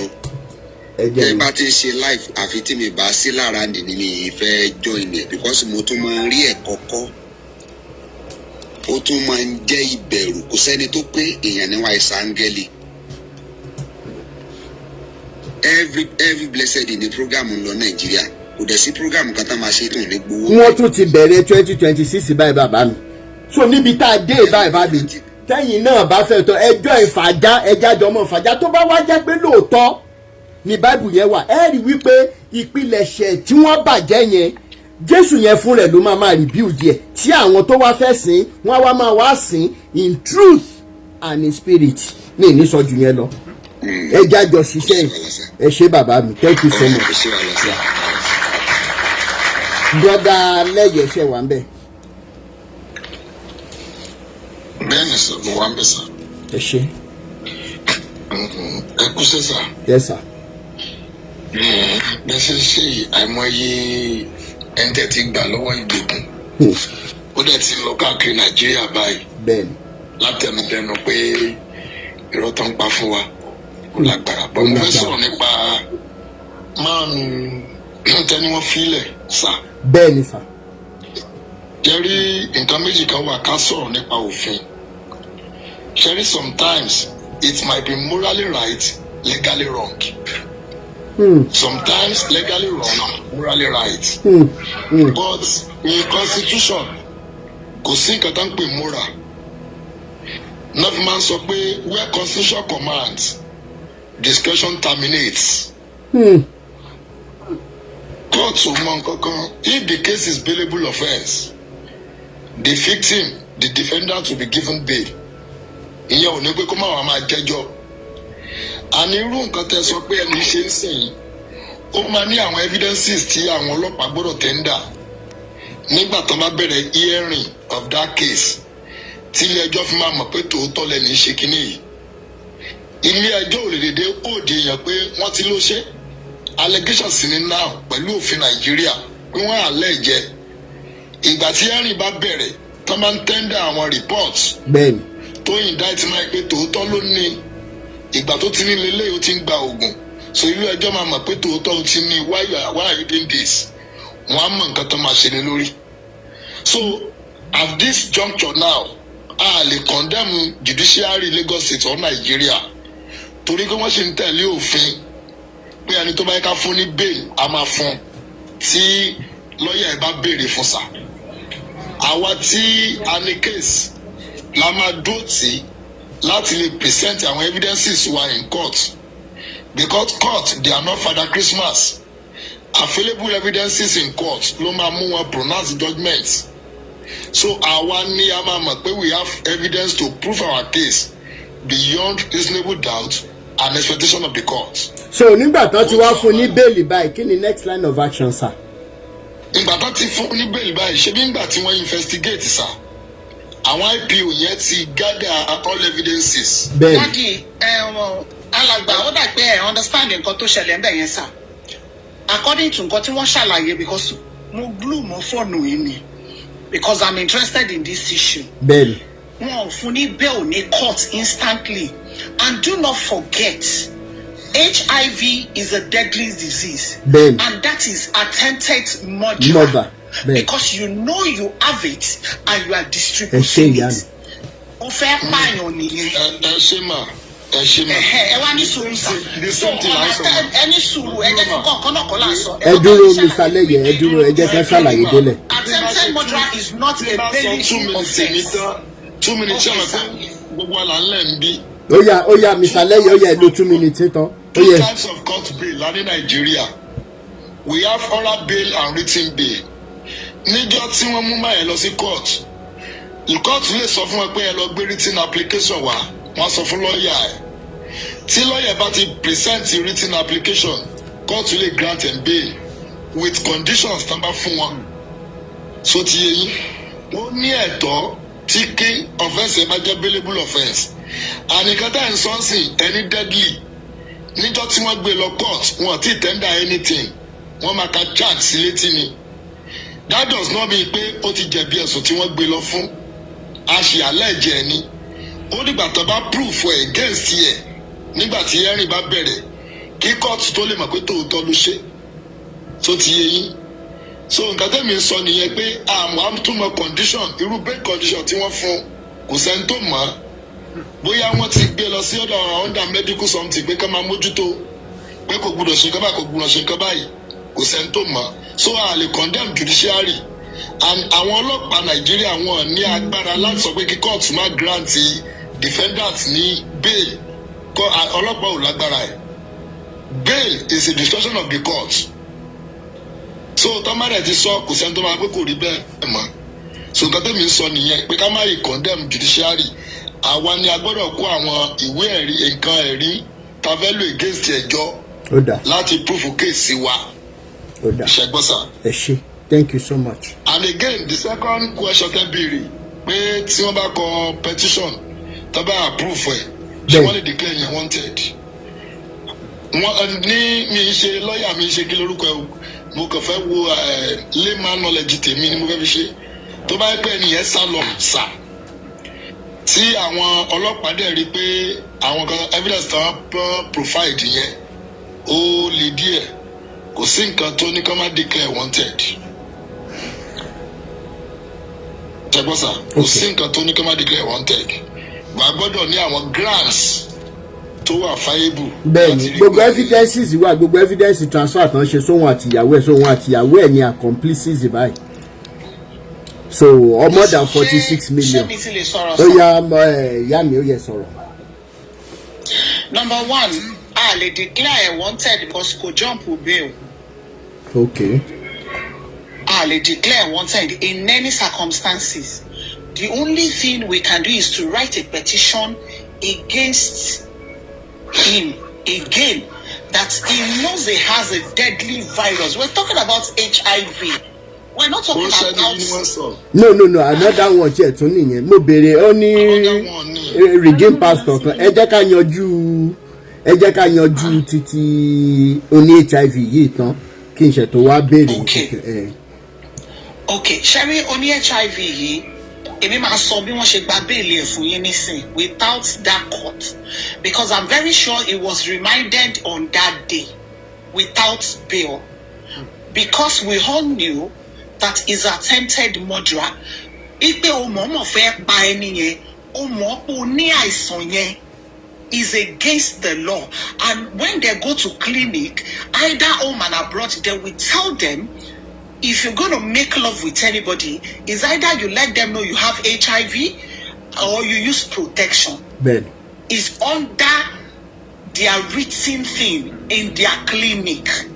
Good. Because I work in the health section. So there's no way someone will have HIV and go and sleep with someone intentionally. That is, intentionally you want to kill that person.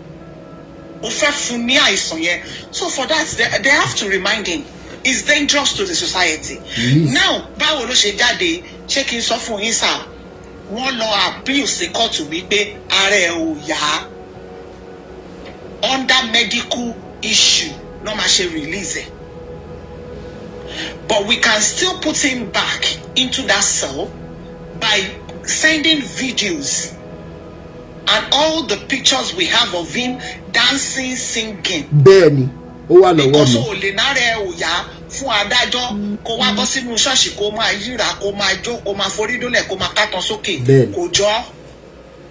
So that's the only way we can put him back behind the bar. Because I'm not going to lie to you, he's a dangerous person to the society. Yes. So, go see any reason to share your answer. Ma, hello ma, hello sir, Faja sir, ma. Mo sorry láti béèrè question yìí. Thousands of Nigerians are having this HIV. They are HIV positive. Turn lọ sí hospitals, different hospitals láti lọ máa gba oògùn. Ó di mélòó ni wọ́n ta ti kó sí sẹ́ẹ̀. Kí ló dé sọ fún wa pé àwọn tí No. Evidence wo lẹ́yìn rí wípé àwọn tẹ́ ń sọ yìí pé wọ́n intentionally pé káàkiri ẹni tá à ń sọ yìí tó wà lẹ́yìn ni more than 4-5 people ló ti bá sùn tó ní evidences ẹ̀ wà. Tó bá báyọ̀ ẹ nà ó. ó dẹ̀ mọ̀ wípé o ní àìsàn yẹn. Attempted murderer ó fẹ́ pa ẹni yẹn ni because ó mọ̀ wípé tó o dẹ̀ sọ fún. Ṣé ti understand? O ní. Ara ẹni tá à ń sọ ẹ̀gbọ́n gbà tá à ń sọ wípé ìyàwó ilé kan ti kú as a result of this thing ni. Awikoko. Bẹ́ẹ̀ni. I just make my voice. Ẹjọ. Okay, Ọlá Kingdom, mo yẹ sáré sọ̀rọ̀. Yeah, Mr. Leye, you actually tried. Well, I'm a lawyer.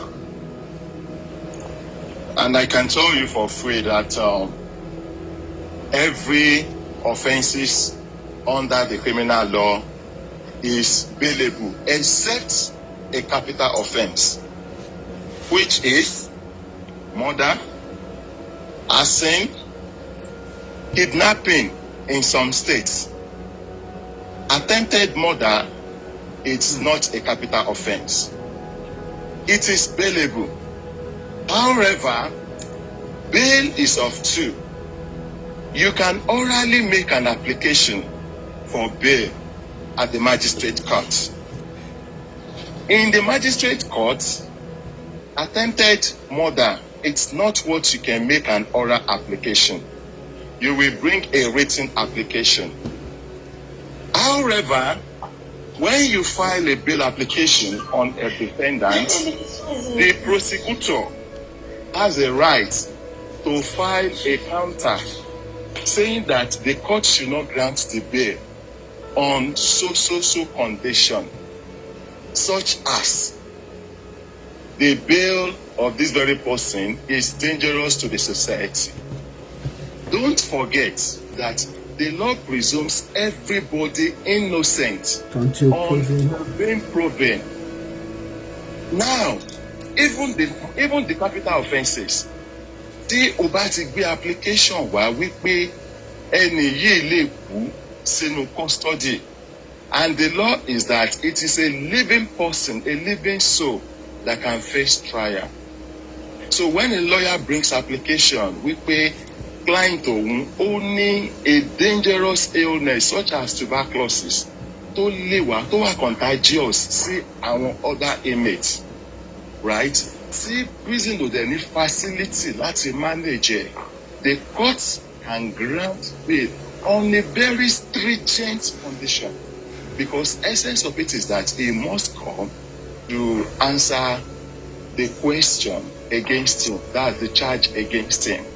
So now, when the lawyer files an application, it lies with the state without the court that this and this are the antecedents of this defendant. In absence of that, the court must, as a matter of fact, you said at that time bail is discretionary, the court must apply, it must consider all evidence before it. So when the court grants bail, it goes that the court has weighed the evidence provided by the defendant against the prosecutor. So we should not condemn the court for granting bail. It goes on that the prosecutor has not been able to convince the court that this very person can buy loan share. Having said that, you cannot easily declare anybody wanted, except the police has invited him, except he has been evading arrest. If this okay, jẹ́ kí n mú báyìí lórí títí eléyìí, the guy was arrested before. Okay. They presented all their evidences of the money he collected, going to almost about 50 million naira. Okay.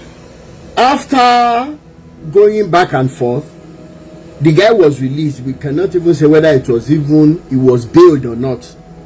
Now, where we got to is we have been able to raise petition. After the petition, what is the next step? When the guy is running all around, he doesn't want to be found. Thank you very much. Initial bail given to him at the police station, he must present sureties. Do you understand? So the first thing is that you don't even declare him wanted. The police are to produce him, because he was released to people that can produce him. Do you understand? Yes. So if police is now telling you that he's at large, meet a lawyer.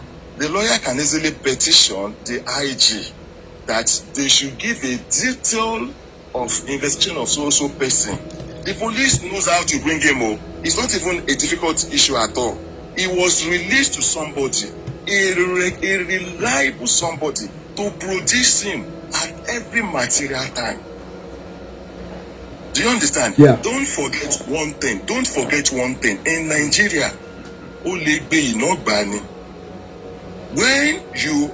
when you petition somebody and the person was arrested and the complainant are there with the police can do everything you want. When you leave, the police will go and buy him Mr. Biggs and all that. So you understand? So the police will be willing to frustrate the case. You get your lawyers at hand. It's not even a difficult thing. Don't declare him wanted. No more petition. He had released before. The police should bring him. So fini. So if they didn't bring him, if the matter is with the Commissioner of Police, petition the AIG that they should give a comprehensive investigation into the matter under the freedom of information. Do you understand? Yeah. It does not matter that you are the owner of the case or not. Anybody can do that. Okay. Yeah. Eshe. So, original case can't treat Leni Titi Boboni HIV. So we must find out under what conditions he was given bail before we know how to proceed. That's the bottom line. Am I right, sir?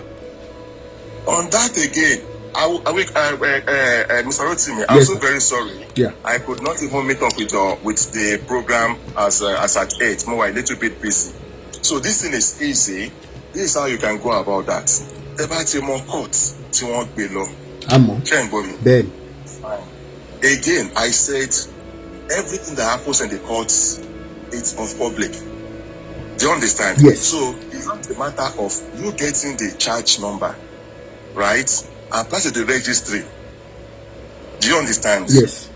Certified true copy of the court ruling. Show you. Ben. Certified true copy of the court ruling. That will now give you ABC of everything that you want to know.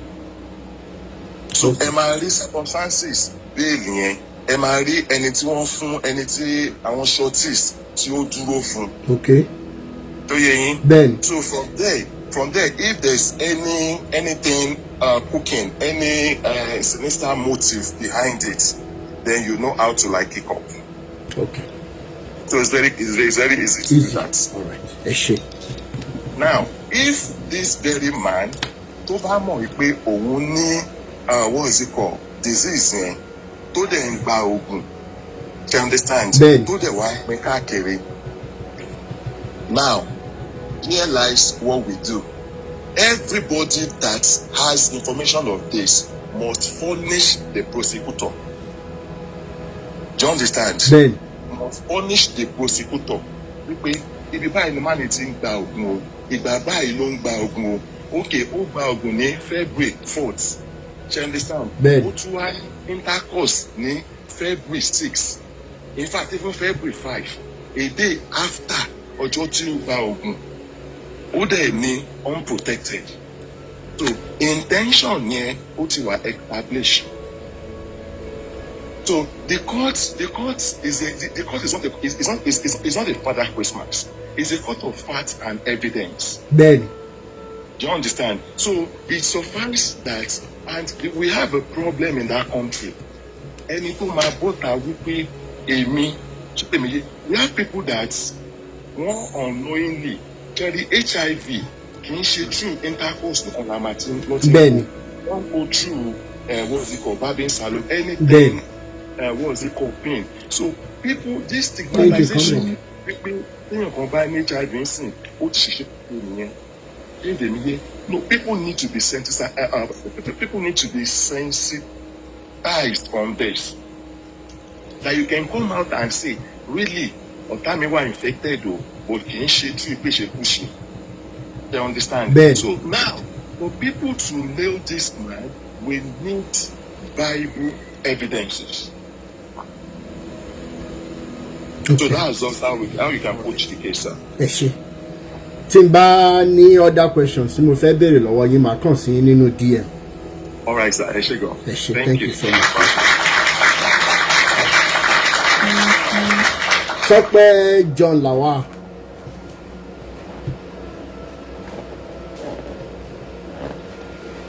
Tọ́pẹ́ John Lawal. Ṣé wà ń bẹ̀? Network kò dá lálẹ́. Hello? Hello, Engineer Yusuf.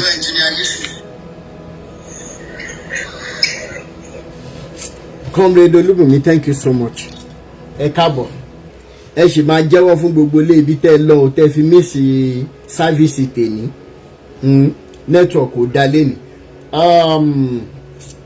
Ẹ jẹ́ kí inú mi dùn pé a ṣe program ilé ni a dẹ̀ ti mọ àwọn èèyàn ti bá wa yànnàná one or two things tí ó yẹ ká mọ̀ torí wípé ó kú nìbọn ró. I don't want the guy to think that it is done according to my man believe pé Nàìjíríà ṣe rí àwọn olórí burúkú kan wá lọ máa ṣí fake profile wọ́n fi máa ń ba live video wa jẹ́ wọ́n máa ní check my nude imagine. Okay, mo fẹ́ play voice note kan fún wa kí n tó fi eléyìí ṣe lọ lẹ́ni ẹ jẹ́ ká gbọ́. Gbogbo ẹ̀yin abiyamọ tẹ́ lọ́mọ sí oríṣiríṣi ìbàjẹ́ redeem ni o ìbàjẹ́ winners ni o ìbàjẹ́ MFM ni o CAC ni o CNS ni o sẹ̀lẹ̀ ni o Anglican ni o Methodist ni o ẹ̀kánkà ni o Seventh Day ni o Jehovah Witness ni o ẹ gbọ́ eléyìí kára yín balẹ̀ kẹ́ mọ ipa tó yẹ kẹ́ kó kẹ́ mọ tó yẹ kẹ́ ṣe lórí àwọn ọmọ yín kí n kàn fi lè ṣe lọ. Lọ́yà tó bá dọ̀la tí kéèsì bá máa ṣe live video tí mi bá busy màá tún play ẹ̀ fún wa. Ẹ kálẹ́ sà, ẹ kú àtàárọ̀, ẹ ṣeun, ẹ kú àgbálẹ̀ wa. Torí ọ̀rọ̀ yẹn tí bá ní kí n bẹ̀rẹ̀ láti bẹ̀rẹ̀ ó pọ̀ ṣùgbọ́n tẹ́ bá ti ka lẹ́tà tí mo sẹ́ǹsì yìí gbogbo ọ̀rọ̀ yẹn á yé yín láti bẹ̀rẹ̀. Ìgbà tí ọ̀rọ̀ yẹn pọ̀ torí Precious yẹn school ló lọ tó ló ń lọ nílọrin ló bá ń lọ sí chọ́ọ̀chì máa yẹn. So ìgbà tí àbúrò ẹ̀ ti parí ní Ìlárò ṣe ìgbà tó bá parí tó ló bá ní kí àbúrò ẹ̀ máa bọ̀ ní Ìlọrin. Ọlọ́run dẹ̀ ṣe náà ni admission bá bọ́ sí àwọn méjèèjì dẹ̀ wà ní Ìlọrin. Àṣẹ àmọ̀ pé chọ́ọ̀chì tó lọ pé diabolic pastor ní ẹni yẹn. So ìgbà tí dáàdì ṣáà lọ sí ibi engagement ọmọ àbúrò wọn ìgbà yẹn ni àṣírí ìgbà yẹn ṣáà wá tó sí wọn lọ́wọ́. So àtìgbà yẹn la ṣáà ti bẹ̀rẹ̀ lórí ẹ̀ ìgbà tó wá di last August tí wọ́n gbọ́lidé lórí àbúrò ẹ̀ ìyẹn ìgbà tó parí ìyàwó àtúwáyé kó wálé ni a bá ní tó bá ti gbọ́lidé kó máa bọ̀ ní olú bá ní òun wálé kí lóun fẹ́ wá ṣe ilé kò sí ọ̀gá tó ń fẹ́ wá mú. Abáàdẹ̀ pé ẹ̀gbọ́n ń gbọ́ àbúrò ẹ̀ ló ní àbúrò ẹ̀ wálé lóun wálé ó ní kí ló fẹ́ wá ṣe ilé kò sí ọ̀gá tó fẹ́ wá ṣe ilé náà ó fẹ́ kọ́ ministry ó fẹ́ máa kọ́ ministry wo báwo náà kọ́ ministry kò yé mi ṣàlàyé bí eré la máa rò pé o àfiṣe lọ̀rọ̀ di lódi iṣẹ́ o wọ́n bá ṣàgbọ̀lidé ní ìbáṣà wálé lódi káàpì wọn kọ́ máa bú wa wọ́n tẹ̀ tó pọ̀jà tó dìgbà yẹn ní ọ̀rọ̀ pípè ìyẹn ìyá àbúrò yẹn tẹ̀ sọ pé òun ò lọ sí skul mọ́ ẹ̀wọ̀n fẹ́ ibi tí tó ṣàyẹ̀ bá ti lọ ibẹ̀lú náà ló máa tẹ̀lé kémi máa wá sí lọ́rẹ́ o torí tó bá wá sí lọ́rẹ́ àbúrò àníṣe ìgbà pòfẹ́sọ̀ kọ́dẹ̀ wá wà ní Ìlọrin ọ̀pọ̀lọpọ̀ bàbá yẹn oníṣàwọn sọ pé àwọn ọmọ yìí torí èyí obìnrin àbúrò yẹn ó ń kọ́ ọmọ bàbá yẹn ní lẹ́sìn ó ṣe lẹ́sìn lé wọn so ni bàbá yẹn ṣàwọn sí túù yẹn làwọn náà ṣàfihàn pòfẹ́sọ̀ yẹn ni àwọn náà lábá pè wọn máa kí wọn lọ́wọ́ àwọn ọmọ yìí pé kí màá wá ká màá wá wò wọn torí ohun nǹkan wọn máa yé àwọn kiri kan so ni èyí àbúrò bá ṣàlọ́ jí fóònù lọ ó náà jí fóònù lọ ó dà báwo náà ṣe jí fóònù lọ ṣe bá gbalé fún ẹni ibo náà ti jí fóònù lọ àti ẹ̀mọ̀ pé ọ̀dọ̀ pásítọ̀ yẹn ni ọ́fíìsì tó ń gbé ó jẹ́ pé wọlé wọ́n fi lé wọlé àṣẹ pásítọ̀ ti gbowó táwọn oúnjẹ tán fún wọn àbúrò àgbà 20,000 ìgbà àgbà 30,000 every Monday nígbà yẹn náà dẹ̀ fún wọn lówó mọ́tò àwọn méjèèjì àpásọ̀ gbowó oúnjẹ àṣẹ pásítọ̀ yìí ló ń gbowó lọ́wọ́ wọn ó wá ní fóònù ó sọnù èmi lẹ́sẹ̀ ra fóònù nígbà yẹn ni mo bá ní kí n fi fóònù yẹn mo fi rán léèdì kan láti ó ṣiṣẹ́ òtò àbúrò ẹ̀ ní admission sí Ìlọrin yẹn Ìlọrin náà ti ṣe tó wá lóun fẹ́ lọ síbẹ̀ mo bá ní kó jọ kó bá mi fún ọmọ mi ní fóònù nígbà tó máa fún ní fóònù ló bá di àárọ̀ ọjọ́ kejì fóònù yẹn ló bá pè mí mọ́ mi o fóònù tó mi fi ránṣẹ́ sóun yẹn ẹ̀hún ò lè lò ó òun fẹ́ fi sóòsìdì kẹ̀ fóònù tuntun gift birthday mo ní rárá o ó ní torí àná tóun ti gbà ṣe ló bẹ̀rẹ̀ sí ní gbọ̀n èyí pásítọ̀ sọ pé òun lè lò kíríkan ó má ní jọ má fi sóòsìdì o ló bá ti mọ̀ pé òun lè lò rọra bá mi mú fóònù mi kó bá ń dá padà ẹ̀gbọ́n náà ní kò lè lò ó fẹ́ fi sóòsìdì ní ẹ̀ṣẹ́ àbámi mú fóònù ni wọ́n fi mọ̀ pé iná ti dé lórí kókó ni wọ́n fi múra mo bá lọ sí Ìlọrin ta ní ilé ìròyìn tójú mi rí ní Ìlọrin ọ̀pọ̀lọpọ̀ pòfẹ́sọ̀ yẹn ilé ẹ̀mí dúró àwọn ọmọ mi méjèèjì wọ́n sá fún mi don't touch me you are not my mother you have mother now you have father now kìnìkan bàbá yẹn sọ̀rọ̀ títí Friday ni mo débẹ̀ apàbúrò àbúrò wa ẹ̀gbọ́n nìkan ló wà lẹ́gbọ́n náà vibrate ní ilé kan jẹ́ lẹ́lẹ́ wọn níjọ́ yẹn gbàtó di Saturday ni bàbá yẹn bá tún ní kọ́ wá bàbá tún ní ẹ̀gbọ́n bá ṣàwọn àbúrò wádà pásọ̀ tí mo mọ́lẹ̀ jẹ́ wá bàbá yẹn pé tó bá wá èmi máa nà èmi máa ṣe àti ṣàyà ni ó máa tó bí 3 hours sí 4 hours àbúrò bá ṣàdé mo jókòó báyìí kí ọmọ mi kí ó jókòó sẹ́gbẹ̀ẹ́ mi ṣe ló ṣàdé no lànà màá nà tó kọ́ mi àná tó kọ́ sí mi o bẹ́ẹ̀ lọ ṣe wá ń ṣe in fact bàbá yẹn gan ìrúbà ìyàwó ẹ̀ ìyá ìyàwó ẹ̀ náà wà bẹ́ẹ̀ tí mo ó sọ̀rọ̀ yẹn tì ọmọ mi ní láyé bàtà sọ̀rọ̀ yẹn títí bá ní ìbò náà gbé kí n tẹ̀lé wọn lọlé wọ́n máa ní láyé láì ní ìlú lọlé wọn so ọdọ sátọ̀dẹ̀ ìgbà tó ṣàṣe ọba ṣáà ní kí n tẹ̀lé lọlé èyí òbí yẹn bó ṣe pọ́ tàbá mi rẹ̀ ń yẹn mọ́ ìgbà tí ma délé wọn ilé jákujàkú ibo làbúrò ẹ̀ wá yàrá àbúrò ẹ̀ yàrá oníyàrá ló fi hàn mí yàrá tiẹ̀ náà jàkáwọ̀ gbogbo ẹ̀ tó dọ̀tí irúnkún ma lórí kò fẹ́ mọ́ ìgbà ṣáà jókòó òun ní yàrá àbúrò ẹ̀ fi hàn mí títí kò fi yàrá yẹn hàn mí kí ni má bọ́ta tó fi lè bá rí ní gbogbo àwọn neighbor tó bí bẹ̀yẹ bí estate ni ilé tó wà ń bẹ̀ pọ̀ àwọn tenant wà ń bẹ̀ àwọn flat ló pọ̀ ń bẹ̀ ló bá jáde síta ní gbogbo àwọn tenant yẹn bá ní sẹ́yìn ni ìyá àwọn ọmọ yìí ẹ ti sùpẹ́ mo ní kí ló dé lọ́ bá bẹnu lọ́ tẹnu bọ̀rọ̀ gbogbo owó tán fún wọn wọ́n gbà lọ́wọ́ wọn ni orúbáyò náà ṣẹ̀ṣẹ̀ máa gbóúnjẹ káàkiri máa sin mọ́mọ́ òyìn pásọ̀ yẹn ló máa gbogbo owó wọn pátá ló ń gbà ó ṣẹ̀ṣẹ̀ máa sin oúnjẹ lóru àwọn yẹn ṣàbẹ̀rẹ̀ sí ní sọ̀rọ̀ yẹn mo ní jẹ́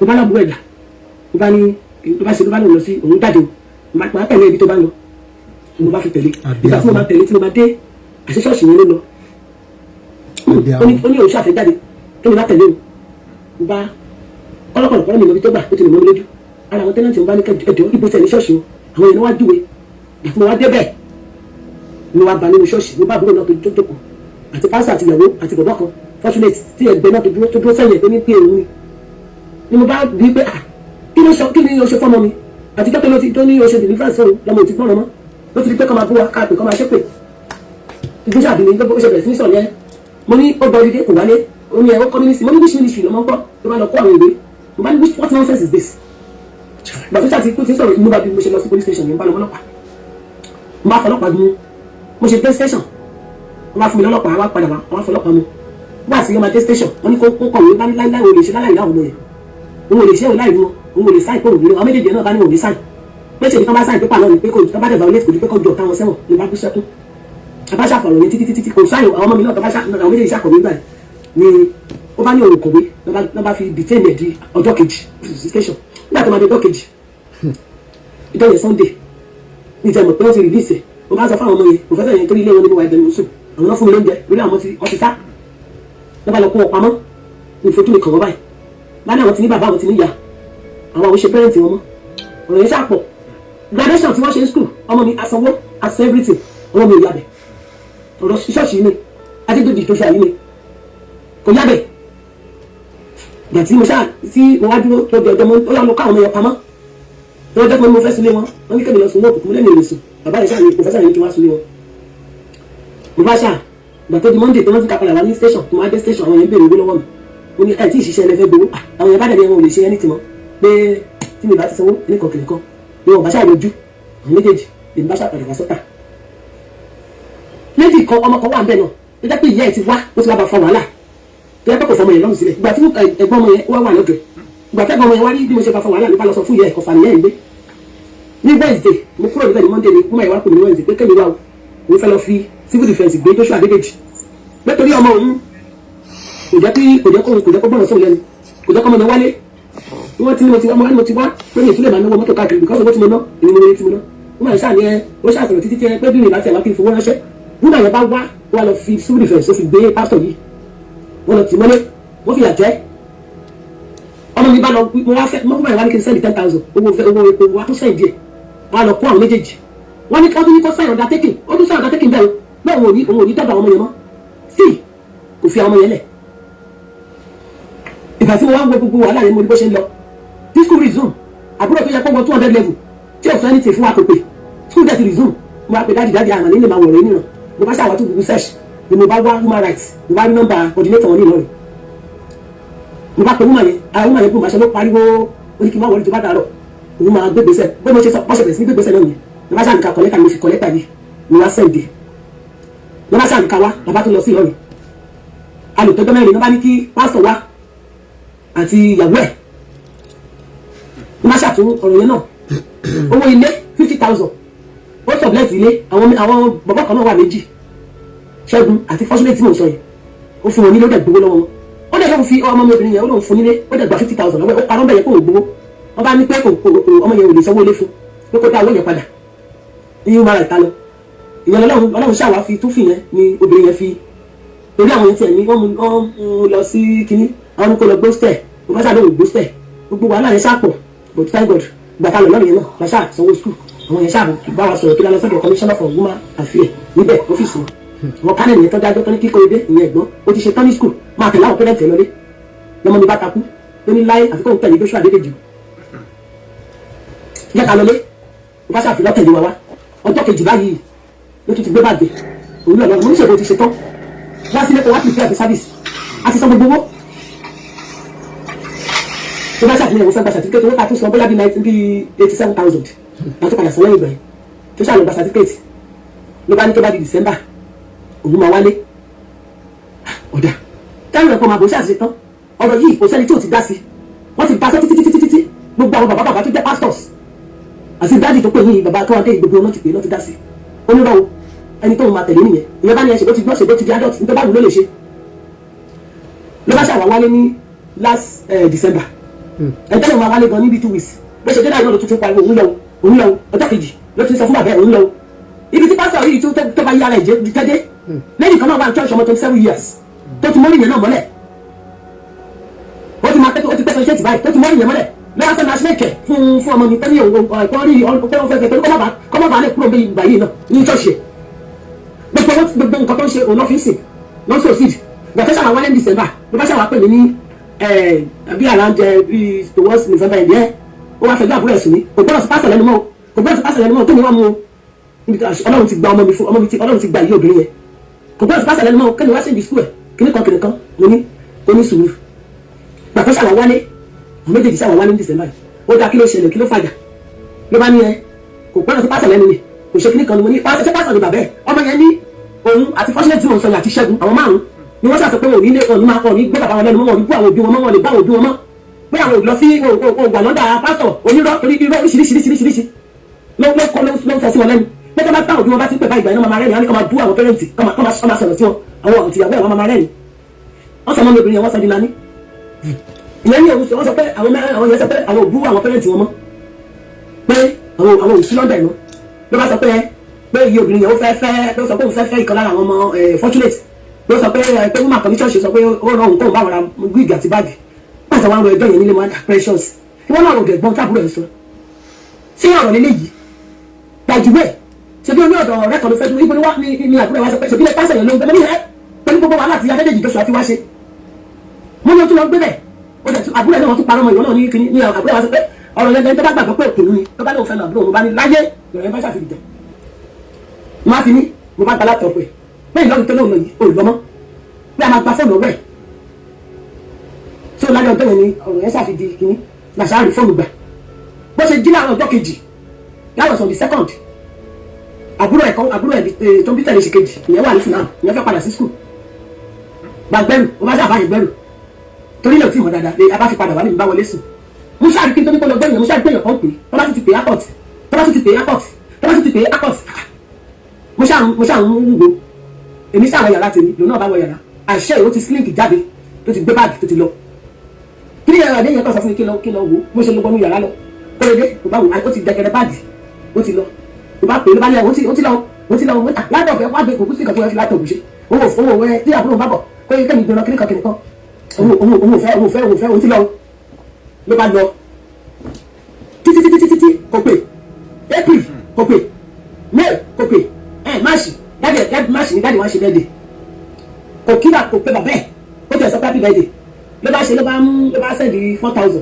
mo bá ní dáàdì 4,000 owó kíni kí lẹ́gbẹ́ fi fi ní ṣe dáàdì pé kí ló ń ṣe ní Ìlọrin Abacha àdáwó yìí wọ́n bá dá padà fún àti ṣe ni pásọ̀ yẹn ló bá sọ pé ó ti ẹ́sẹ̀ ìdòwò torí woman kan wà ní London tí ó bá wa dá sọ̀rọ̀ yìí tọ́rọ̀ bá dójú ẹ̀ òun náà àá pé àwọn tó máa tẹ́lẹ̀ yìí wọ́n wà lẹ́rẹ̀ẹ́rẹ́ ló bá sọ fún mọ̀rẹ́ pé láti wo owó sí àwọn oṣù pẹ́rẹ́ǹtì òun àwọn Joshua àti assistant pastor bẹ́ẹ̀ òun ni àwọn lòun tẹ̀lé àwọn lòun jíṣẹ́ fún so kò sílẹ̀ tó kàn pẹ̀lú àwa bushans ọ̀rọ̀ yẹn títí èmi ṣe birthday ní May ọmọ mi ò kiri ara mi ò yá for good 1 week torí woman yẹn náà ó mọ̀ sí ó pé ó sọ fún ìyẹn oníkọ́ ọmọ mi pé o èyí tó wá tó títí aṣáà ti sọ̀rọ̀ sábìsì á ti sọ gbogbo owó tẹ̀lé ọ̀sán sábìsì òun ò lọ ó di October ọdún yìí ló fẹ́ lọ ó dẹ̀ wá di October báyìí èmi torí òkú bá wa sọ̀rọ̀ kò pè wọ́n àwọn àbúrò ẹ̀gbọ́n kò pè wọ́n eléyìí tí mo sọ pé wọ́n ń lọ rẹ̀ gan ó ti blọọkù nọ́mbẹ̀ so àwọn yẹn ní gbogbo iṣẹ́ pé Ọlọ́run ṣiṣẹ́ ní skul kan Ọlọ́run gba 33,000 ó ṣàlàyé fún màlẹ́ kò sọ fáwọn woman lè sọ fún 33,000 níbi táwọn ẹgbẹ́ ẹ̀ ti ń ṣe service at least wọ́n sọ 27,000 fún federal government ibi tó bá ti ṣe bí 10,000 bí 20,000 wọ́n á tún fi bí ó ń gbé lọ́dẹ̀ ó ń gbé nílé ẹ̀ tó bá ní ọ̀gbẹ́ báyìí ló ń fẹ́ lọ tó bá dé èyí tó tẹ̀ wá bà mí lẹ́rù jù báyìí ni tí mo fi tó gbàgbà rè October ni ọbaṣà mo pe woman yẹn wá pè ọbaṣà ní òun ti lọ rẹ́gísítà ìgbà tí ó mọ wá ṣe ọ̀n pòsì sí abíyá kò sọ fáwọn níwájú Ọlọ́run àtẹ̀yìn àti bàbá ẹ̀ gan bàbá ẹ̀ ti lé ní 60 years ìránṣẹ́ Ọlọ́run CAC òun ò gbàṣẹ́ ìránṣẹ́ dájú òun ṣe iṣẹ́ ìránṣẹ́ Ọlọ́run ní bàbá òun kíní kan bàbá òun kíní gbogbo bẹ́ẹ̀ ló ṣe ń sọ ṣé Joshua Adédèjì ni òun ló ń ṣe pásítọ̀ òun ni pásítọ̀ tó wà tó ń torí ìjọ ìlú ń píṣọ̀ ìlú ń pòsì káàkiri gbogbo dáàdì máa ń ṣe message everyday prayer message ọmọ mi ò wò rí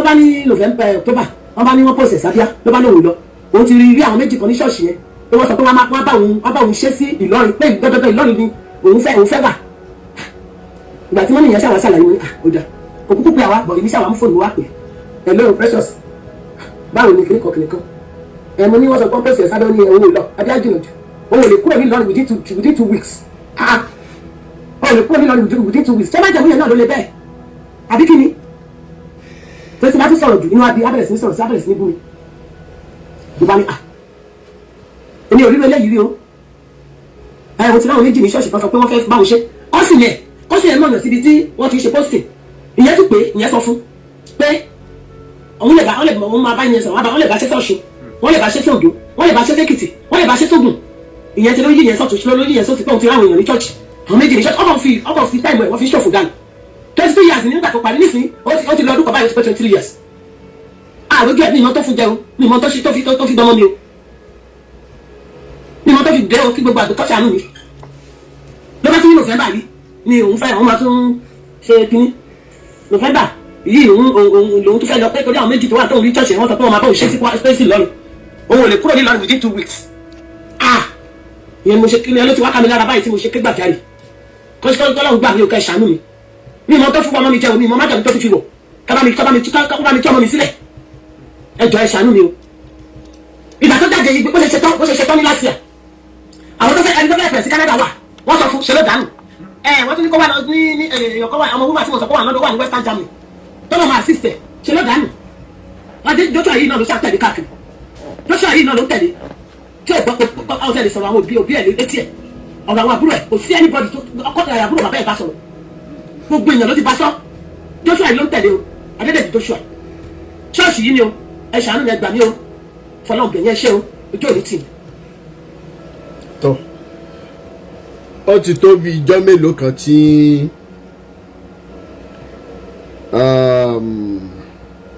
ìyá mi yìí ti send message and I feel her pain gẹ́gẹ́ bí abiyamọ bẹ́ẹ̀ ni I feel her pain so èmi dẹ̀ wà ń vacation èmi ń jẹja káàkiri orí òkè Mọ́kọ́lá ní Ìbàdàn tèmi mi ti ẹ̀rù jọ ẹ jẹ́ this is me time so on my way back from Nigeria ní ìjẹta sánà mo ní stopover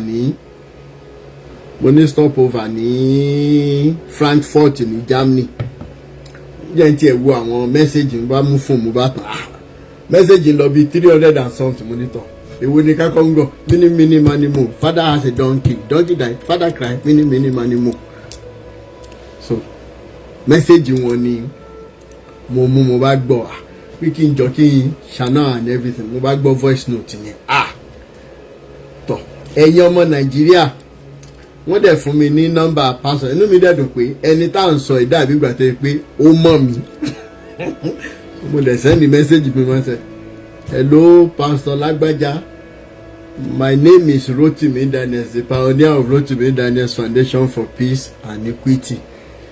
We really need to talk, sir. It is very, very important. Wọ́n dẹ̀ dá mi lójú ṣùgbọ́n nígbà tẹ́mi fi máa láǹdì láti airport gẹ́gẹ́ bí àwọn ará Ìbàdàn. Airport tí mo dé báyìí tí máa délé báyìí mo nà gbẹ sórun ni. So ṣùgbọ́n mo mọ̀ pé okay, respond. I will not be available until around 8 p.m. again in the live video. Church is about to start for me.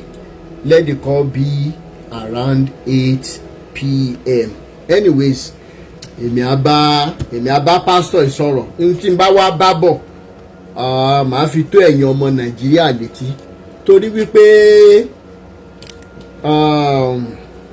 wọ́n ní ikú tó ń pa ojú gbà ẹni òwe ńlá ló ń pa fún ni pàṣán dẹ̀ fi ń na àwọn ìyáálé lọ́wọ́ lórí ọ̀rọ̀ ṣọ́ọ̀ṣì yìí ó ń bẹ lájà fún ìyàwó tí gbogbo wa ò bá pawọ́pọ̀ pé enough is enough. Kí ni mo sọ eléyìí tẹ́ gbọ́ yìí ohun abiyamọ lẹ gbọ́ yìí tí wọ́n ń sun ẹkún gidi pé àwọn awárọ̀mọ nílé ìwé ọmọ máa lóhùn ò mà wọ́n mọ́ torí pé ó gba Jésù pásítọ̀ kìtì ẹ̀ náà pé Sister Labake, thank you so much. Brother Isaac Oyelọ́wọ̀ ṣe wà ń bẹ̀. Isaac Oyelọ́wọ̀ ṣe wà ń bẹ̀ sà. Ẹ ní láti unmute. Isaac Oyelọ́wọ̀ ṣe wà ń bẹ̀. Ruth, okay, a ti ń gbọ́ yín.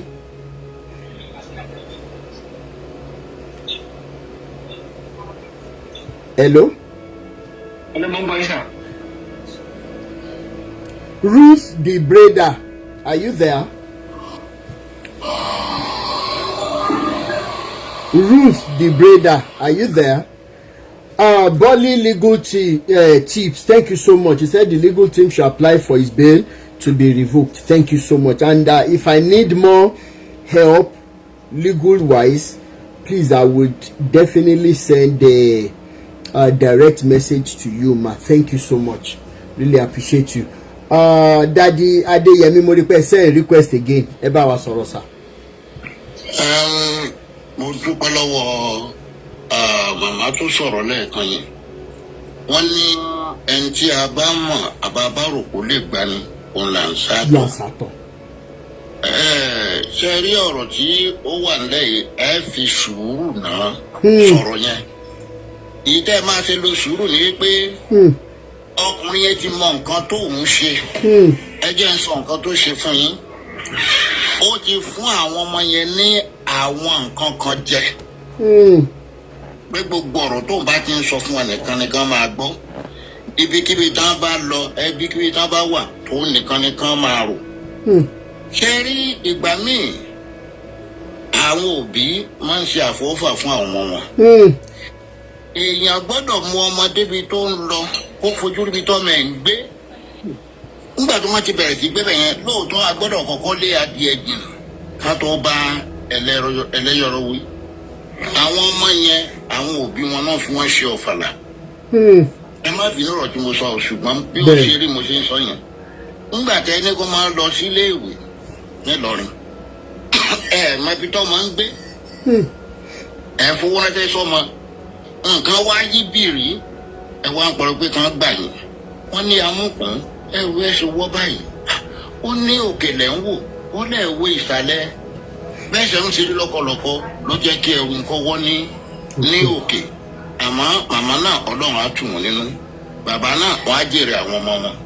Ṣé wá rí ọgbọ́n tẹ máa lò fọ́kùnrin yẹn ó ní wípé ẹ bá sọ̀rọ̀ nítùbínùbí wípé nǹkan tó lè ba orúkọ ẹ̀ jẹ́ òun ló ra wọlé yẹn tí wọ́n fẹ́ kórúkọ ẹ̀ bàjẹ́ gbogbo tó bá ṣe fún àwọn ọmọ yẹn kó lọ tú wọn sílẹ̀ mí ní parọ́ fún yìí o. Ó yé mi nǹkan tí mo fẹ́ ṣe náà nìyẹn sá. gbogbo tó bá ṣe fún ọmọ yẹn kó lọ tú wọn sílẹ̀ tí wọ́n bá tú ọmọ yẹn sílẹ̀ wọ́n mú ọ lọ sí kódà kó kọjá Canada kó jẹ́ Newfoundland náà mú ọ lọ. Ọmọ yẹn sá wọn wá bá ṣe máa kúrò bẹ́ẹ̀ o. Bẹ́ẹ̀ni. Nítorí òǹfà burúkú àti ìfẹ́ burúkú ó ti kì í sí wọn lọ́kàn. tó ti yẹ yín sìn ọlọ́run ọba kó ṣàánú wa ó ti rí ọjọ́ ọ̀la àwọn ọmọ yẹn kó máa dáa ó sì rẹ̀ kán ọmọ yẹn kán máa wúlò fún òun nìkan ṣoṣo tó ti yẹ yín sìn kán máa jábọ̀ fóònù kán máa ṣe gbogbo nǹkan fóònù nìkan ṣoṣo ohun tó ṣẹlẹ̀ nìyẹn àwọn ìyá tó dẹ̀ bí mẹ́sẹ̀gì lẹ̀ bá wọn sọ̀rọ̀ ní tùbínú wípé wọ́n máa ṣe sùúrù díẹ̀ gbogbo nǹkan kọ́ là ń fi agbára mú o sùúrù ni tábà fara gba mú nǹkan mẹ́tọ́ ẹ ká fẹsọ̀ mọ́ ó lè bàjẹ́ o bẹ́ẹ̀ ni sà ẹ jọ ẹ bá máa yẹ sọ̀rọ̀ ní tùbínú bí ẹ dẹ̀ méṣẹ̀ gbogbo rẹ̀ tẹ bá sọ ẹ rìkọ́ọ̀dẹ̀ ok sà torí tẹ bá rìkọ́ọ̀dẹ̀ á jẹ́ evidence fún yín wípé nígbà tá a ti ṣe báyìí tá a ṣe báyìí ti ṣe báyìí tí ò gbọ́ gbogbo àwọn èèyàn á gbọ́ wọ́n mọ̀ pé nǹkan báyìí lè ṣe ẹ wá rí ìyà tí ó wà á jẹ́ lẹ́yìn ìgbà yẹn tọrọ lọ́n ti ń bínú sí lọ́wọ́lọ́wọ́ báyìí. bẹ́ẹ̀ni.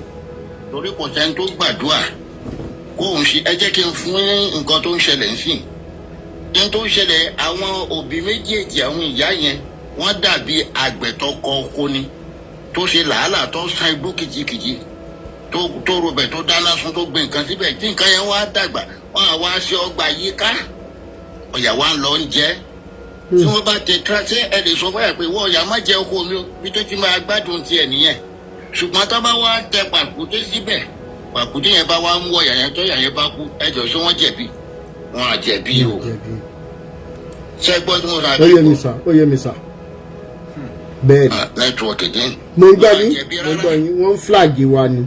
àbọ̀rọ̀ mi yé yín wọn à jẹ̀bi o Awíkóńkó ti kú lórí kínní. mo wà pẹ̀lú yín. Awíkóńkó. mo wà pẹ̀lú yín sà. ṣé gbogbo ní gbọ́ tán. wọ́n ń flag ni ẹ jẹ́ má bá wa power tap wọ́n ń flag ni. ok Awíkóńkó ọ̀rọ̀ yẹn mo fi ìyọ́nú Ọlọ́run bẹ̀ yín. yes sir. mo fi ibi tí à ń lọ mo fi bẹ̀ yín ẹ jẹ́ kí ọkùnrin yẹn mọ̀ pé kó lọ tú àwọn ọmọ yẹn sílẹ̀ kíákíá òun ló máa fi jèrè nínú ayé torí gbogbo ayé ti dá sọ̀rọ̀ yìí. bẹ́ẹ̀ni. tẹ́ ẹ bá sọ fún ẹ̀kọ́ lẹ̀ láàrin ijọ́ kan síjọ́ méjì á tú ọmọ yẹn lẹ̀ ojú ọmọ yẹn ọ̀la á padà sáwọn òbí wọn. ẹ ṣe bàbá ẹ ṣe kà àgbà òkùnkùn ní tán lórílẹ̀.